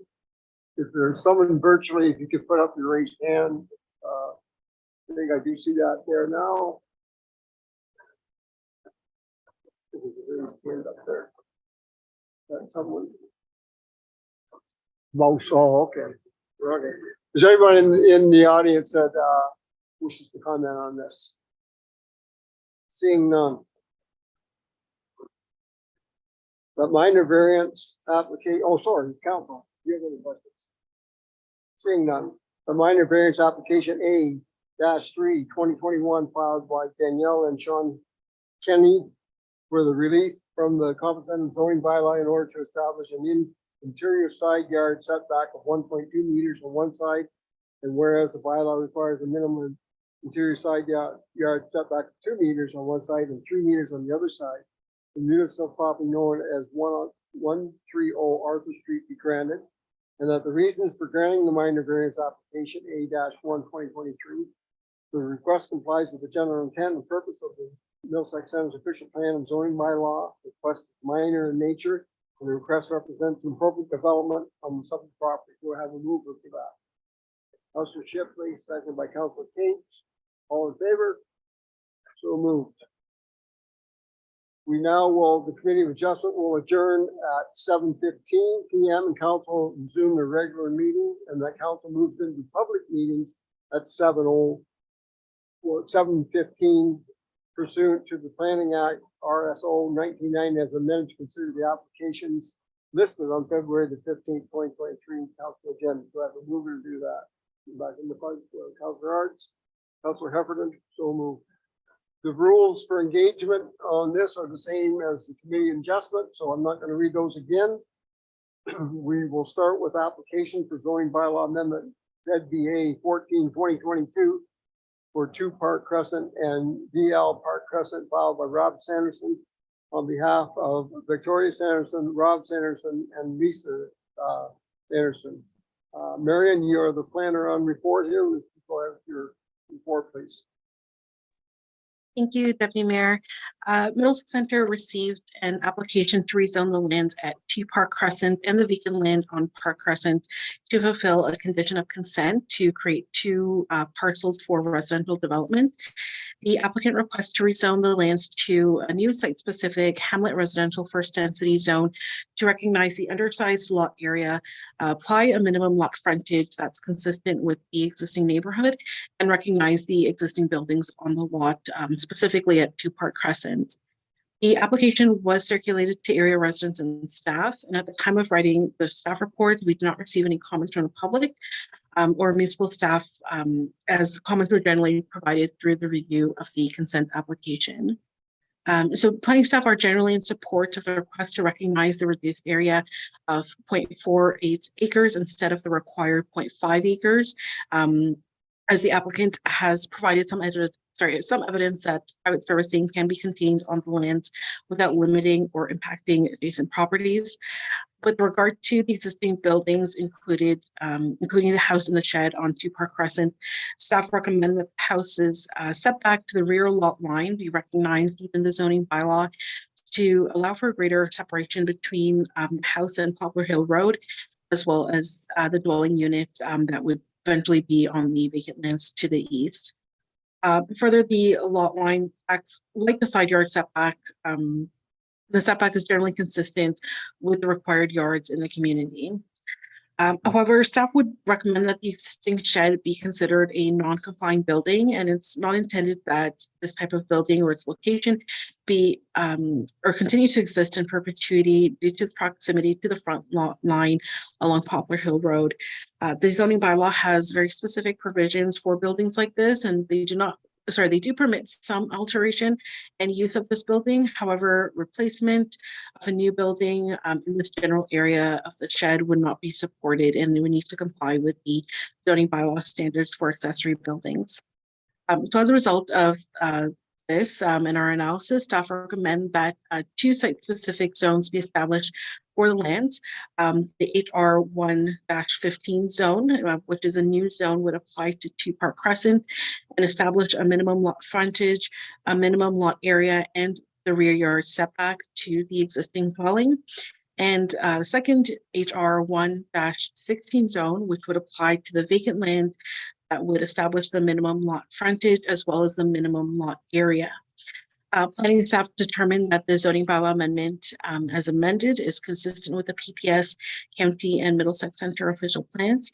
And council is recommended to approve this zoning bylaw amendment, and that the implementing bylaw will be forwarded to council for consideration once the positive reference plan has been provided to the satisfaction of the municipality.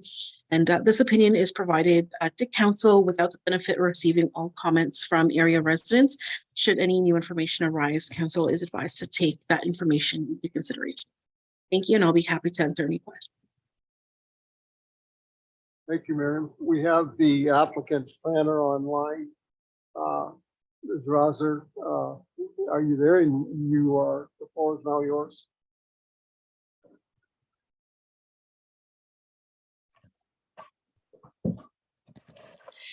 Yes, Your Worship and Council, I'm present. My name is Barbara Rosser. I'm the planning consultant for Rob Sanderson, who's the agent for this application. Your Worship, this severance, as you know, was just granted on the 25th of January, and the appeal date was the 14th of February, so yesterday. And it's been confirmed that there were no appeals received with regard to the lot addition severance. The deposited reference plan was provided to the municipality today for review. So I anticipate that the zoning bylaw amendment bylaw will be placed on a council agenda very shortly for consideration.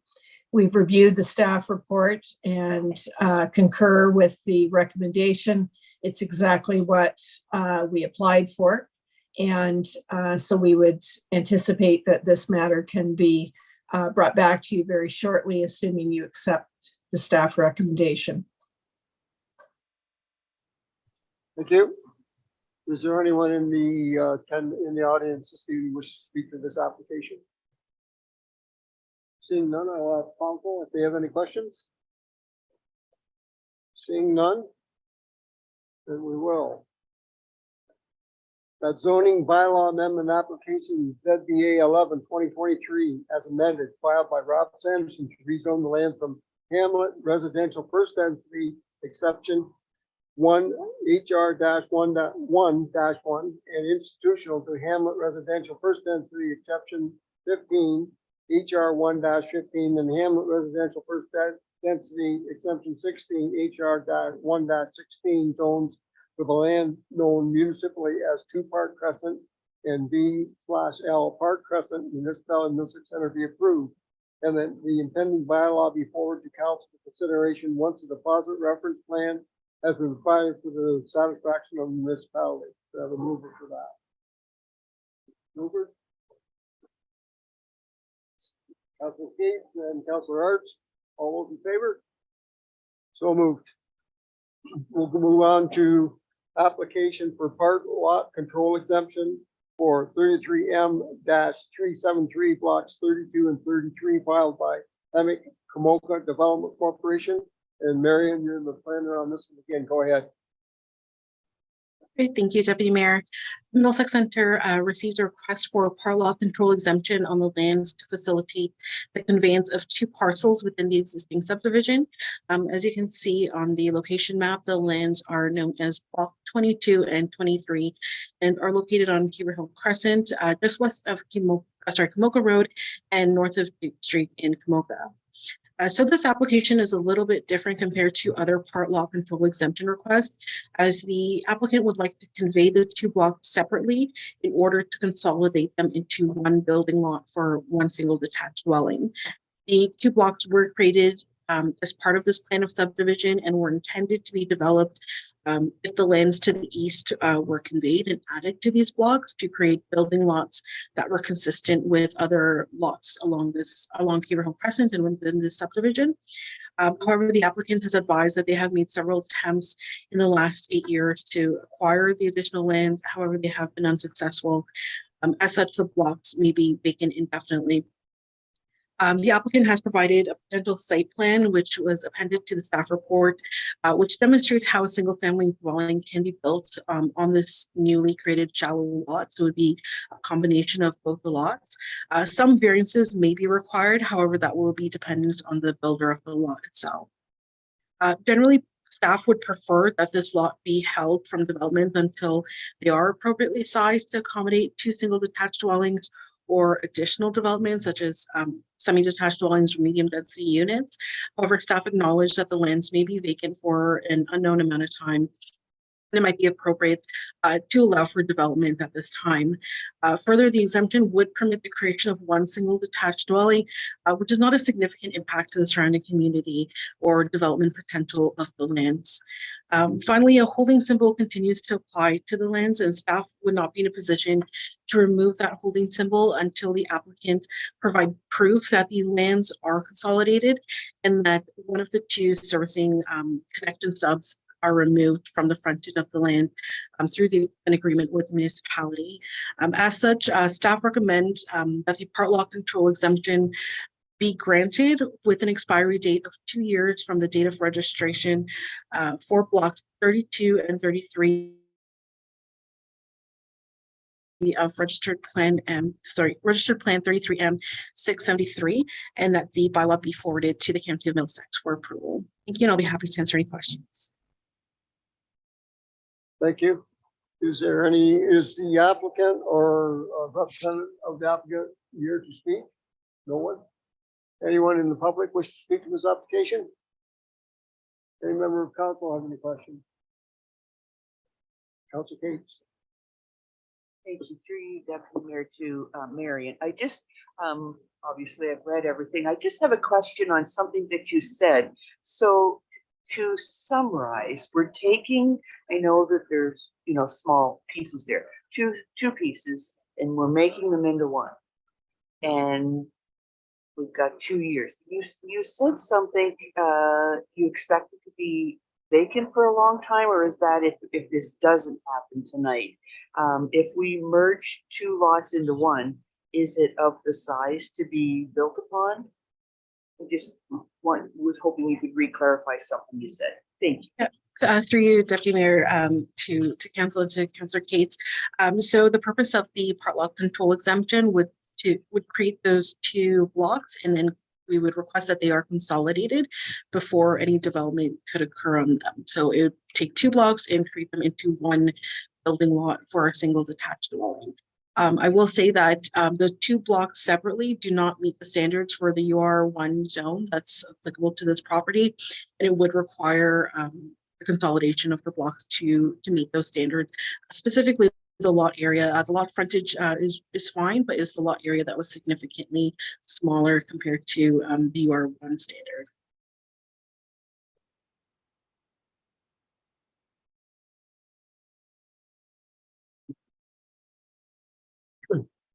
That council passed the park lot control exemption bylaw with respect to the subject lands 33M 673 blocks 32 and 33 as generally illustrated on attachment 1 and to expire 2 years following passing by council. And that the bylaw be forwarded to the county of Middlesex for approval. Have a motion. Council Cates, seconded by Council Bears. All those in favor? So moved. Applications for official plan amendment OPA 60 and zoning bylaw amendment ZBA 1222 filed by Baker Planning Corp on behalf of Stanley and Judy Henderson for the lands at 1255 15 Mile Road. And Marion, this is your file again. Go ahead. Okay, thank you, Deputy Mayor. The municipality received an application for an official plan amendment and zoning bylaw amendment for the lands known as 12577 15 Mile Road. The official plan amendment requests a special policy area to permit an additional residential unit within an agricultural building.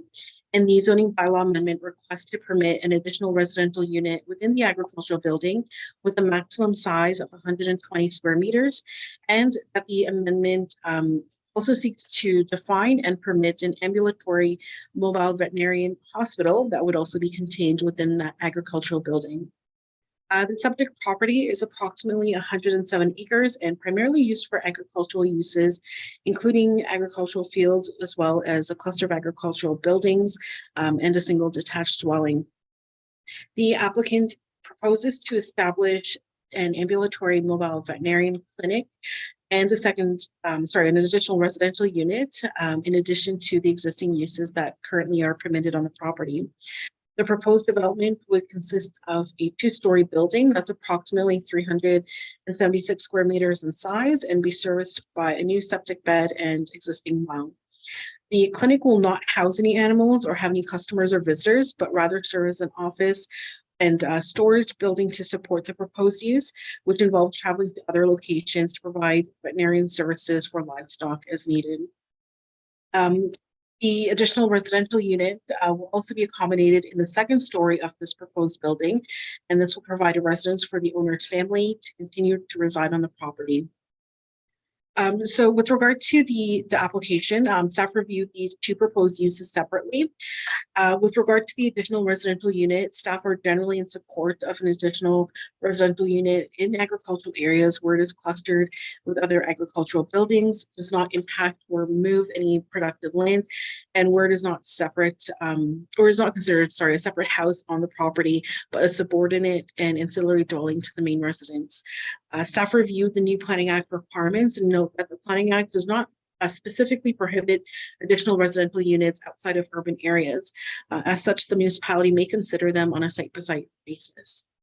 Staff generally do not have any concerns with the additional residential unit within the agricultural building, as long as these uses can meet the building code requirements to separate the uses. However, staff do have concern with the proposed size of the dwelling unit, which exceeds the adopted policy that units should not exceed 49% of the floor area of the main dwelling. So the current proposal represents approximately 55%. As such, staff recommend that the additional residential unit be limited to a size of 109 square meters to meet that policy requirement. With regard to the ambulatory mobile veterinarian hospital, staff reviewed this policy against the PPS requirements for agricultural areas, as well as OMAFRA's permitted uses guidelines. Staff are of the opinion that this use represents an agriculture-related use and is supportive and complementary to the surrounding agricultural community. Staff recommend that the proposed definition be consistent with terminology in the zoning bylaw and define the use as an ambulatory mobile animal hospital, and that it does not include an animal clinic or on-site treatment for domestic animals or pets. Given the above, staff determined that the requested zoning bylaw amendment as amended, and the official plan amendment are consistent with the provincial policy statement and both the local and county official plans. Staff recommend that the official plan amendment be adopted as proposed and be forwarded to the County of Middlesex for consideration. Additionally, staff recommend that the zoning bylaw amendment to permit the ambulatory animal hospital and the additional residential unit in an agricultural building with a maximum size of 109 square meters be approved. And this opinion is provided prior to the public meeting and without the benefit of potentially receiving all comments from agencies or members of the public. Any new information should arise, council is advised to take that information into consideration when considering these applications. Thank you, and I'll be happy to answer any questions. Thank you, Marion. Carolyn Baker, the applicant, is in attendance. You wish to speak, go ahead.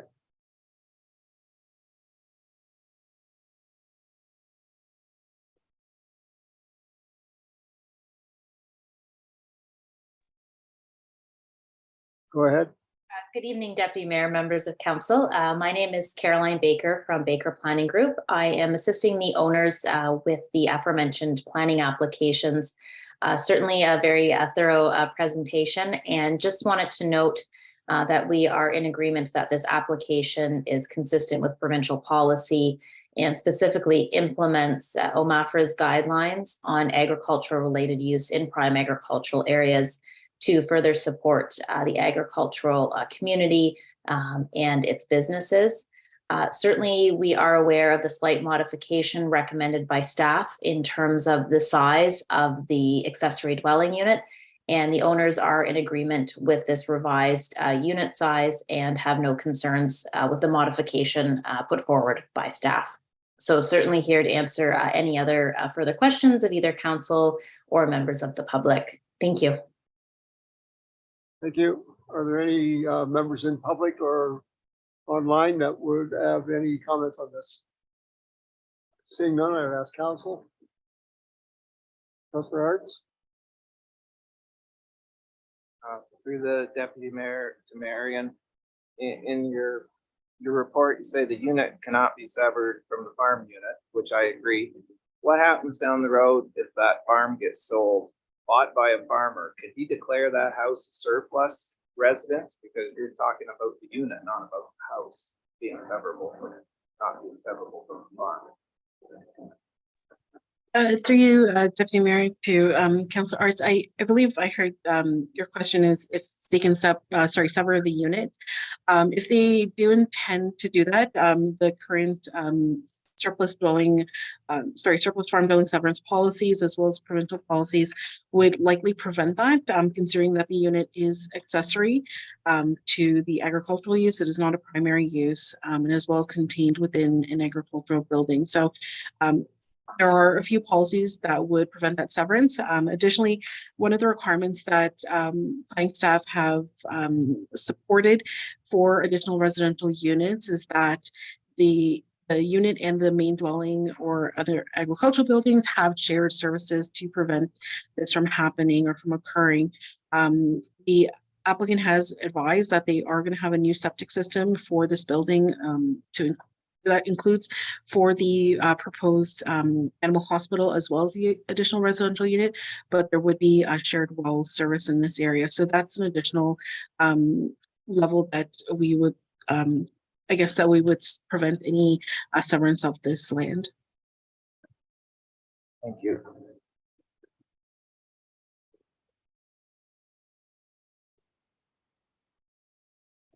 Okay, seeing none. We'll go that the official plan amendment 60 for the land legally described in section 14 north, part lot 31, municipality of Middlesex Center, former township of London, be adopted and forwarded to the county of Middlesex for consideration of approval. And that the zoning bylaw amendment to rezone the subject property from the A1 agricultural zone to the site specific agricultural A1-41 zone for the property legally described as concession 14 north, part lot 31, former township of London, municipality of Middlesex Center, be approved. Do I have a mover? Councillor Shipley, second. Councillor Bears, any all in favor? So moved.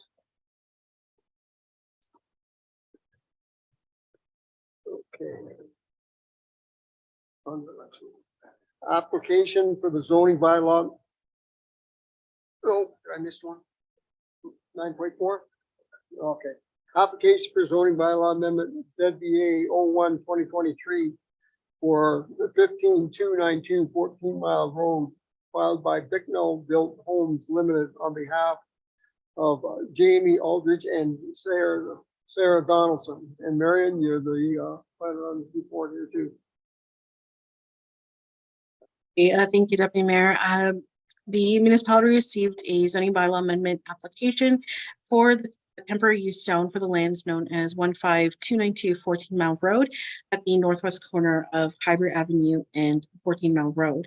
The purpose of this report is to make a recommendation on the requested rezoning for temporary use zone to permit the construction of a new single detached dwelling while living in the existing dwelling on the property.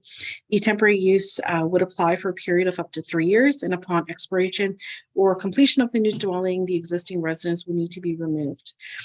So the subject land is currently an undersized agricultural parcel with approximately 130 feet of frontage on Highbury Avenue North and has an area of 0.77 acres. The lands contain an existing single detached dwelling as well as an agriculture related commercial use on the property. This property is fully on private services, and the lands are surrounded by agricultural operations production. So the requested application is generally consistent with the policies of the PPS, the county and Middlesex Center official plan as it relates to permitting a single family dwelling on agricultural lands. The application was circulated to area residents, agencies, and staff. Staff did not receive any correspondence from area residents or agencies at the time of writing this report. However, from staff, the chief building official just wanted to identify that the proposed location of the new dwelling overlaps with the existing septic system. However, the chief building official is working with the applicant for alternatives, including holding tanks as a temporary measure while the new home is being constructed. Further, Public Works and Engineering have requested that the applicant enter into an agreement with the municipality and submit a deposit of $10,000 to ensure the removal of that existing dwelling. As such, planning staff determined that the requested zoning bylaw amendment for temporary use zone for a period of up to 3 years is consistent with all applicable policies, including Middlesex Center's official plan. Staff recommend that the application be approved and that the owner enter into a temporary use agreement with the municipality that will require the removal of the existing dwelling and submit a total deposit of $10,000 to the municipality. Thank you, and I'll be happy to answer any questions. Thank you, Marion. Brent Bickle is online, I believe. Do you have anything, the applicant, would you have anything you'd like to add?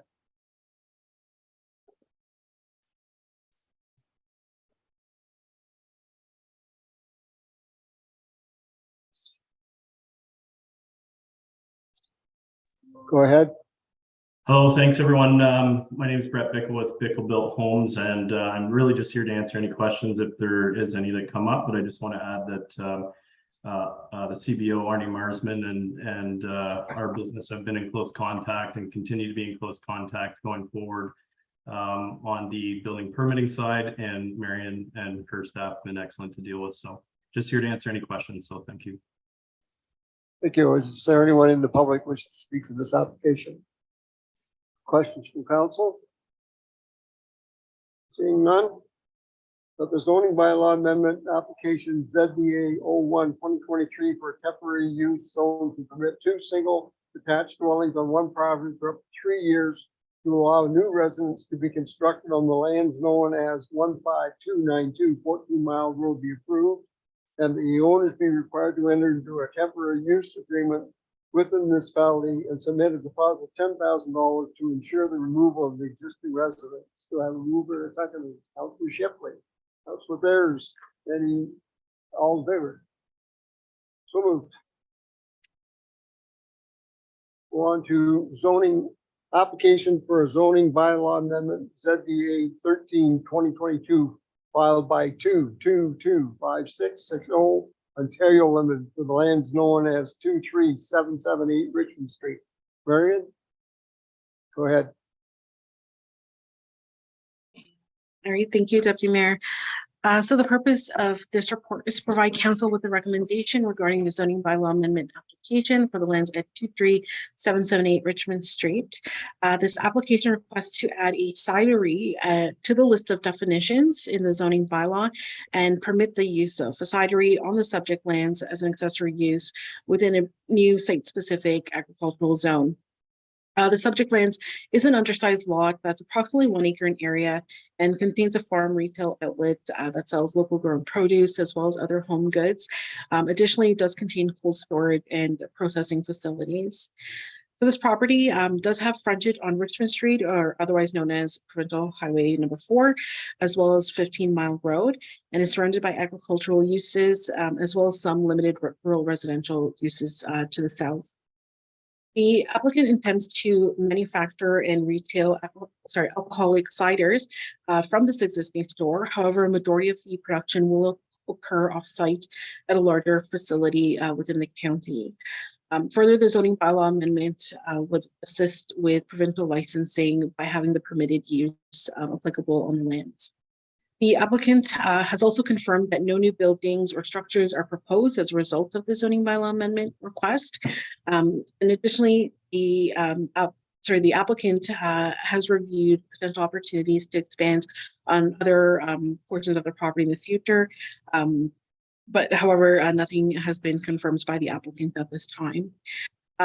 This application was circulated to staff, agencies, and area residents. Staff received one comment from an area resident who was in support of this application. No concerns or objections were raised by staff or the UTRCA. As this property is located on a provincially controlled highway, MTO reviewed the application and requested that the owner submit a site plan as well as apply for permits to bring the property to current standards. The MTO will review the proposed use to ensure that it does not increase demand or traffic on Highway 4. However, if it is determined that the impact of the use will be significant, the landowner will be required to make improvements to the site, including removing the access off of Richmond Street and funneling the traffic onto 14 Mile Road. So currently the landowner is working with the MTO to obtain the necessary approvals to permit the cidery on site and to bring the property to MTO standards. Staff reviewed the requested use against the policies of the PPS, again, OMAFRA's permitted uses guidelines, as well as the county and local official plan. Generally, uses like cideries, breweries, or wineries that are supported in agricultural areas where they support and add value to agricultural products and maintain the rural character of the municipality. This proposed use does not remove agricultural lands from production and does not impact any nearby agricultural operations. So given the review, staff are generally in support of the cidery to be included and defined as permitted use on this property.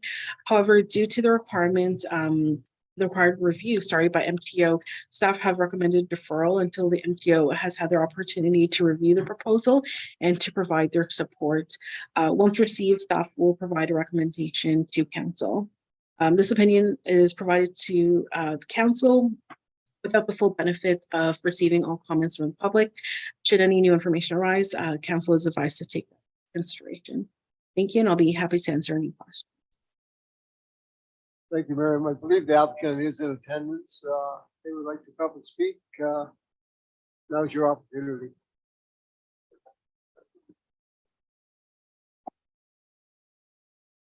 Deputy Mayor and Councilors and Marion. My name is Gregor Kernigan, here on behalf of the applicants. And just for clarification, point of clarification on Marion's piece there with the MTO.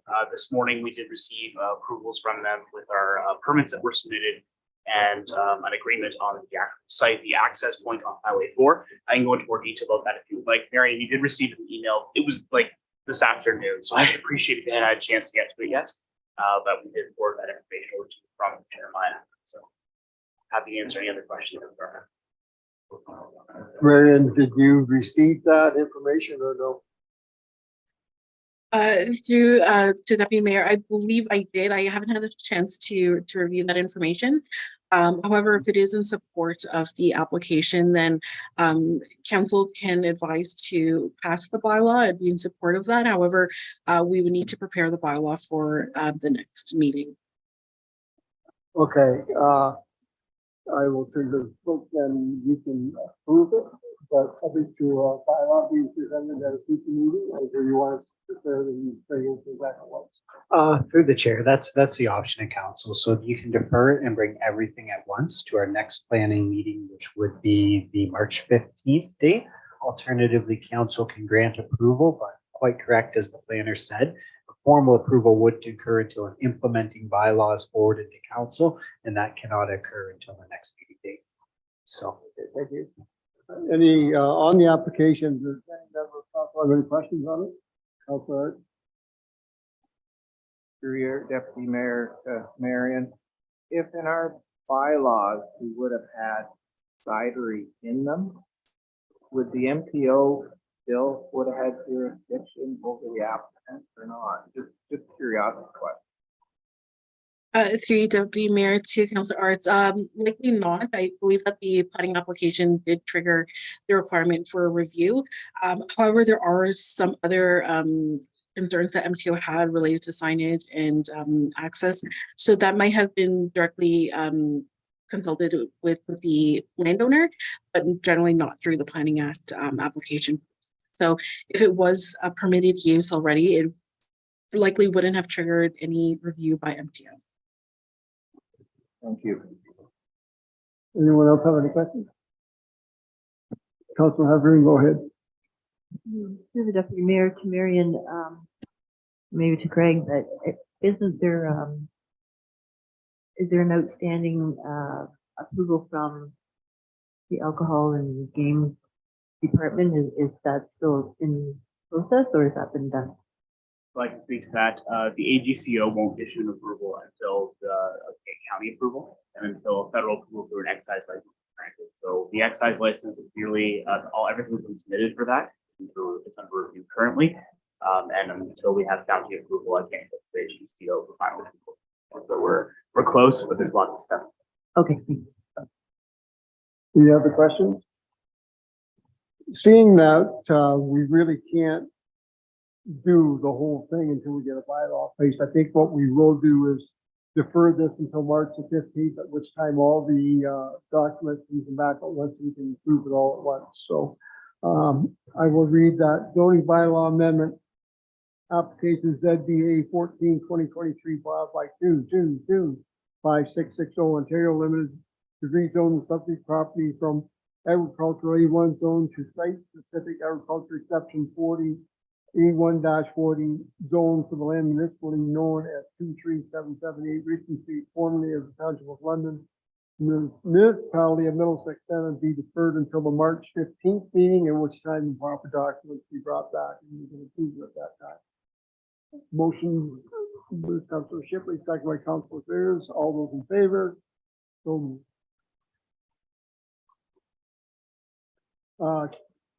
Now the council, that's the last of the council meeting, so that the public meetings adjourn at 7:49 and council resumes their regular meeting. Motion to do that. Councilor Heffernan, Councilor Arts, so moved, all in favor. We're gonna go back to the municipal office renovation project at this point in time, and then we'll continue on with the council agenda following that. So I'll turn that over to Michael and Scott to bring us up to date on that. Thank you, Mr. Chair. Through the chair to members of council, for you is the staff report prepared by the director and myself with respect to the renovation project that the municipality hopes to undertake and get started on. We've provided a few reports in the past, but since the last report, which was passed by council last fall with respect to the project charter and an initial budget estimate, staff have since been working, and the director has been working with AG architects who have been selected on this renovation project. And we are here before council to ask for a budget amendment allocation increase. And that is based on more detailed design rendering that has been undertaken by staff and design architects who have been on premises, who have worked with us and have done cost allocation and detailed cost analysis. And so there is a budget ask increase that we are here before council. And basically the intent is to remain with the 3 phases of the project with respect to doing the addition to the council chamber the addition of office space, a renovation of the interior of the building, and a demolition. And so the cost allocation now that we are asking before council for consideration is 5.7 million. In that cost, I would tell council includes somewhat healthy contingency allowance in case we run into issues. It also includes a fairly healthy furnishing allowance, which we don't intend to utilize to the fullest extent. However, these are costs that have been included as part of the budget, overall budget.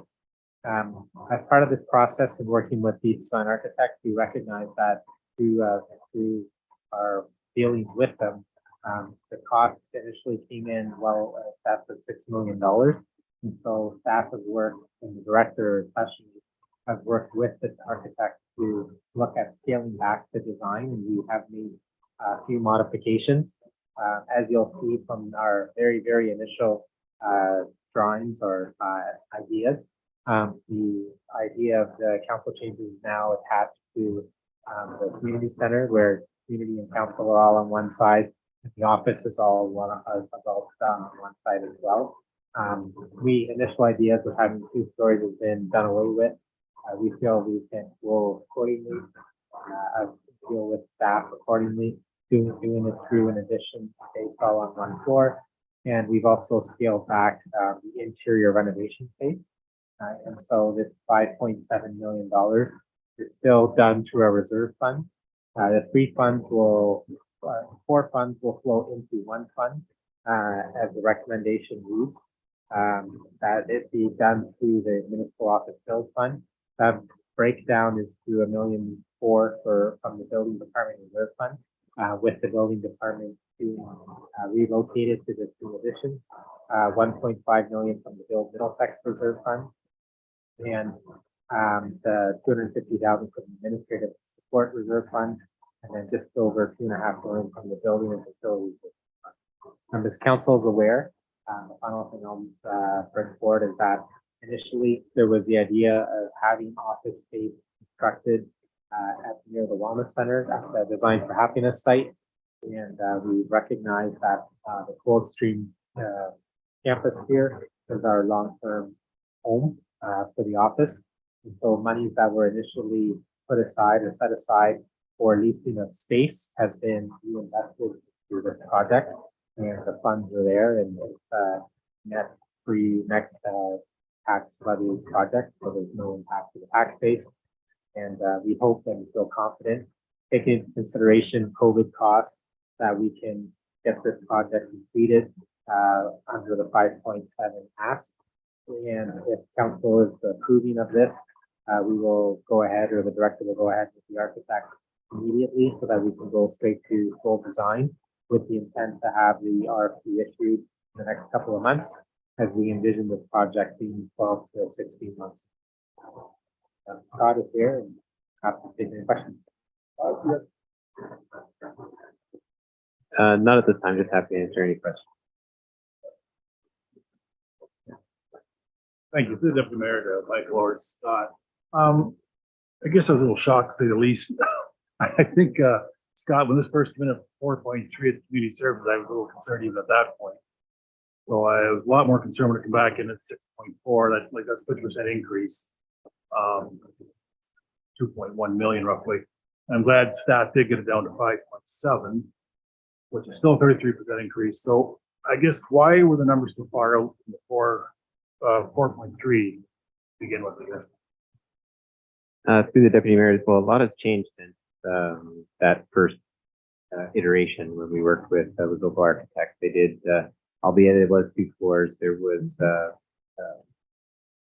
wasn't as much detail at that point. It was very preliminary. It was really just to get an understanding of what we could do on the property and understand that. So working off their suggested fees, which were likely low, we put that in front of council. With going out to RFP and hiring VG, of course, we've talked about switching the orientation of the building and things, and certainly as VG has done, we've gone into quite a bit of detail here, much more than we did in the preliminary estimate, and they've run it through their class. It's basically a Class C estimate. So ideally, this is going to come down as we go and as we further refine it. So these costs are made up of aggregates and all the different divisions of the project, and so it is a very conservative budget. We've also added a healthy contingency in this round. That's making up a big portion of this amount. And you'll see even some of the things like furnishings have been added that perhaps wasn't in the initial budget. So we're strategizing on how we're going to best do the furnishings, because we obviously have significant amount of good pieces of equipment and furnishings here already. So just including all of those, having to add a little bit more into our soft cost to accommodate that 5.7 is the total project cost. So that's the soft cost and the construction cost. So, again, they're the experts. When they went out, they had their cost estimators go out and do a more thorough cost estimate. That's what it came back at. So we've worked hard over the last, I would say 4 to 5 weeks in bringing that number down further. We've made some changes to the scope. We've made some alterations here and there, and I think there's still work to be done, but this allows us the confidence to go forward into the detailed design so we can further refine the cost estimate. So we'll have another look at this. Right now we're at about 40% drawing. We're going to have another look at this when we get to about 75% drawing. Once they get into a little bit more detail, they'll run it through the exercise again. So we'll have another look to see, okay, where do we need to tweak? Hopefully, good news that we won't be coming back for more, but we're going to be able to work through that next exercise as we can move further and further. Yeah, I'm glad to hear you won't be coming back for more, because I don't think I'd allow any more. I'm reluctant with this, but I will allow it. I just don't want to come back for any more money. That's basically the bottom line. Thank you.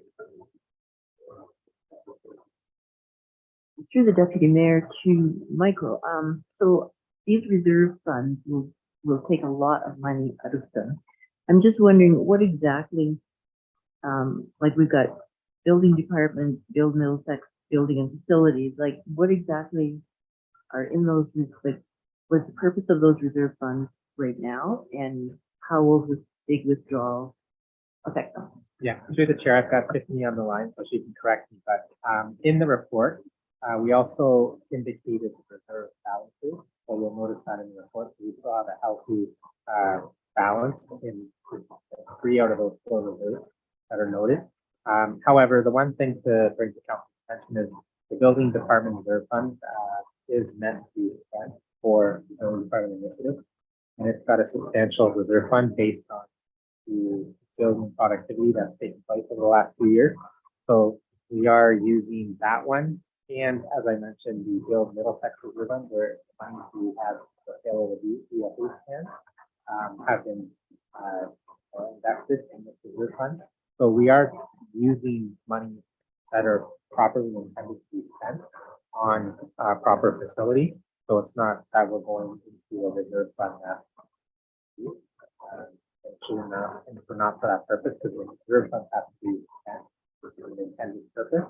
And the resolution that we have before you certainly confirms that the money that are being on are for a specific and intended purpose.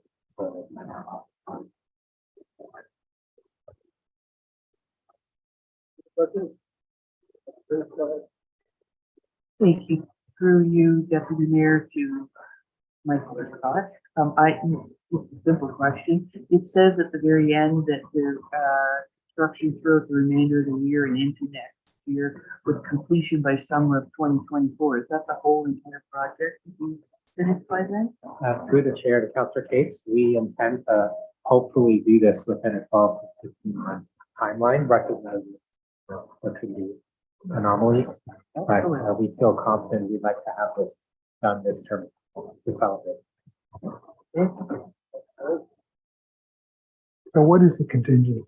What is the contingency for you to, or Michael? What is it?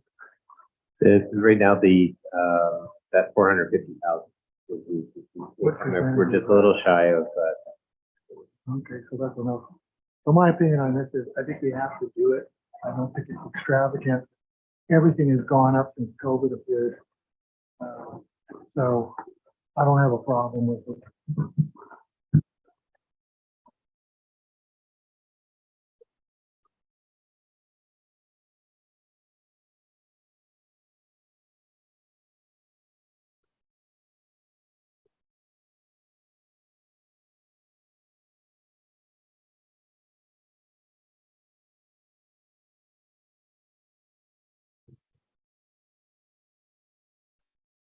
And that the project budget be approved as amended for total cost of $5,716,689.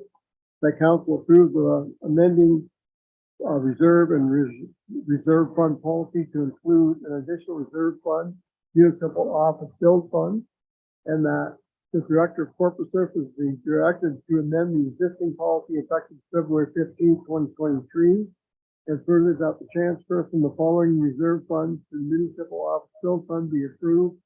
1.4 million from the building department reserve fund, 1.5 million from the Build Middlesex reserve fund, 250,000 from the administrative support reserve fund, and $2,566,689 from the building and facilities reserve fund. Can I have a mover for that, please? Councilor Art, second by Councilor Shipley. All in favor? So moved. We will now move to correspondence. Most of that, I think, are letters for the planning applications we have. Is there anything in correspondence anybody wants to pull out? Seeing none, we'll move on to the county council update. Oh, can I have a motion to accept Councilor Shipley, Councilor Everton, all in favor? So moved. County council, a lot of it was in closed session yesterday. We met in the morning on traffic safety stuff in camera with police officers and that to get an idea of what's going on there.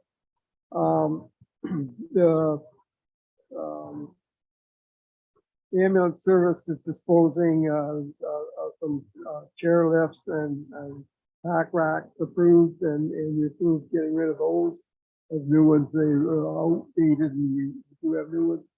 Coloring catering services lease has been renewed. It's with a new company. The former company retired, and the new company has signed a new lease, so we still have, and they do stuff like weddings and that sort of thing in the county, so they will be in that. There's another closed session. Some of the speed limits on county roads were discussed later in the day. There's some new washers and dryers. They're 17 years old at Stratford Lodge, so I think there's 3 dryers and 3 washers, industrial sized ones that are used every day for cleaning bedding and all that. So that was approved.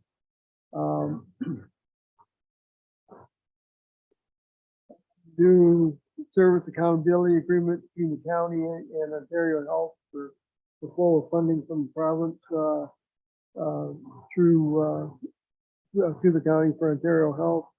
And those are the major items at county council yesterday. We now have bylaws. Is there any other business anyone needs to bring up before we go to bylaws? Seeing none, we have bylaw 2023-016 through 2023-023. Can I have a motion to adopt those? Councilor Heffernan, second by Councilor Baird. All in favor? Thank you. And could I have a motion to adjourn? Councilor Shipley, Councilor Tate, thank you very much, everybody. We're done.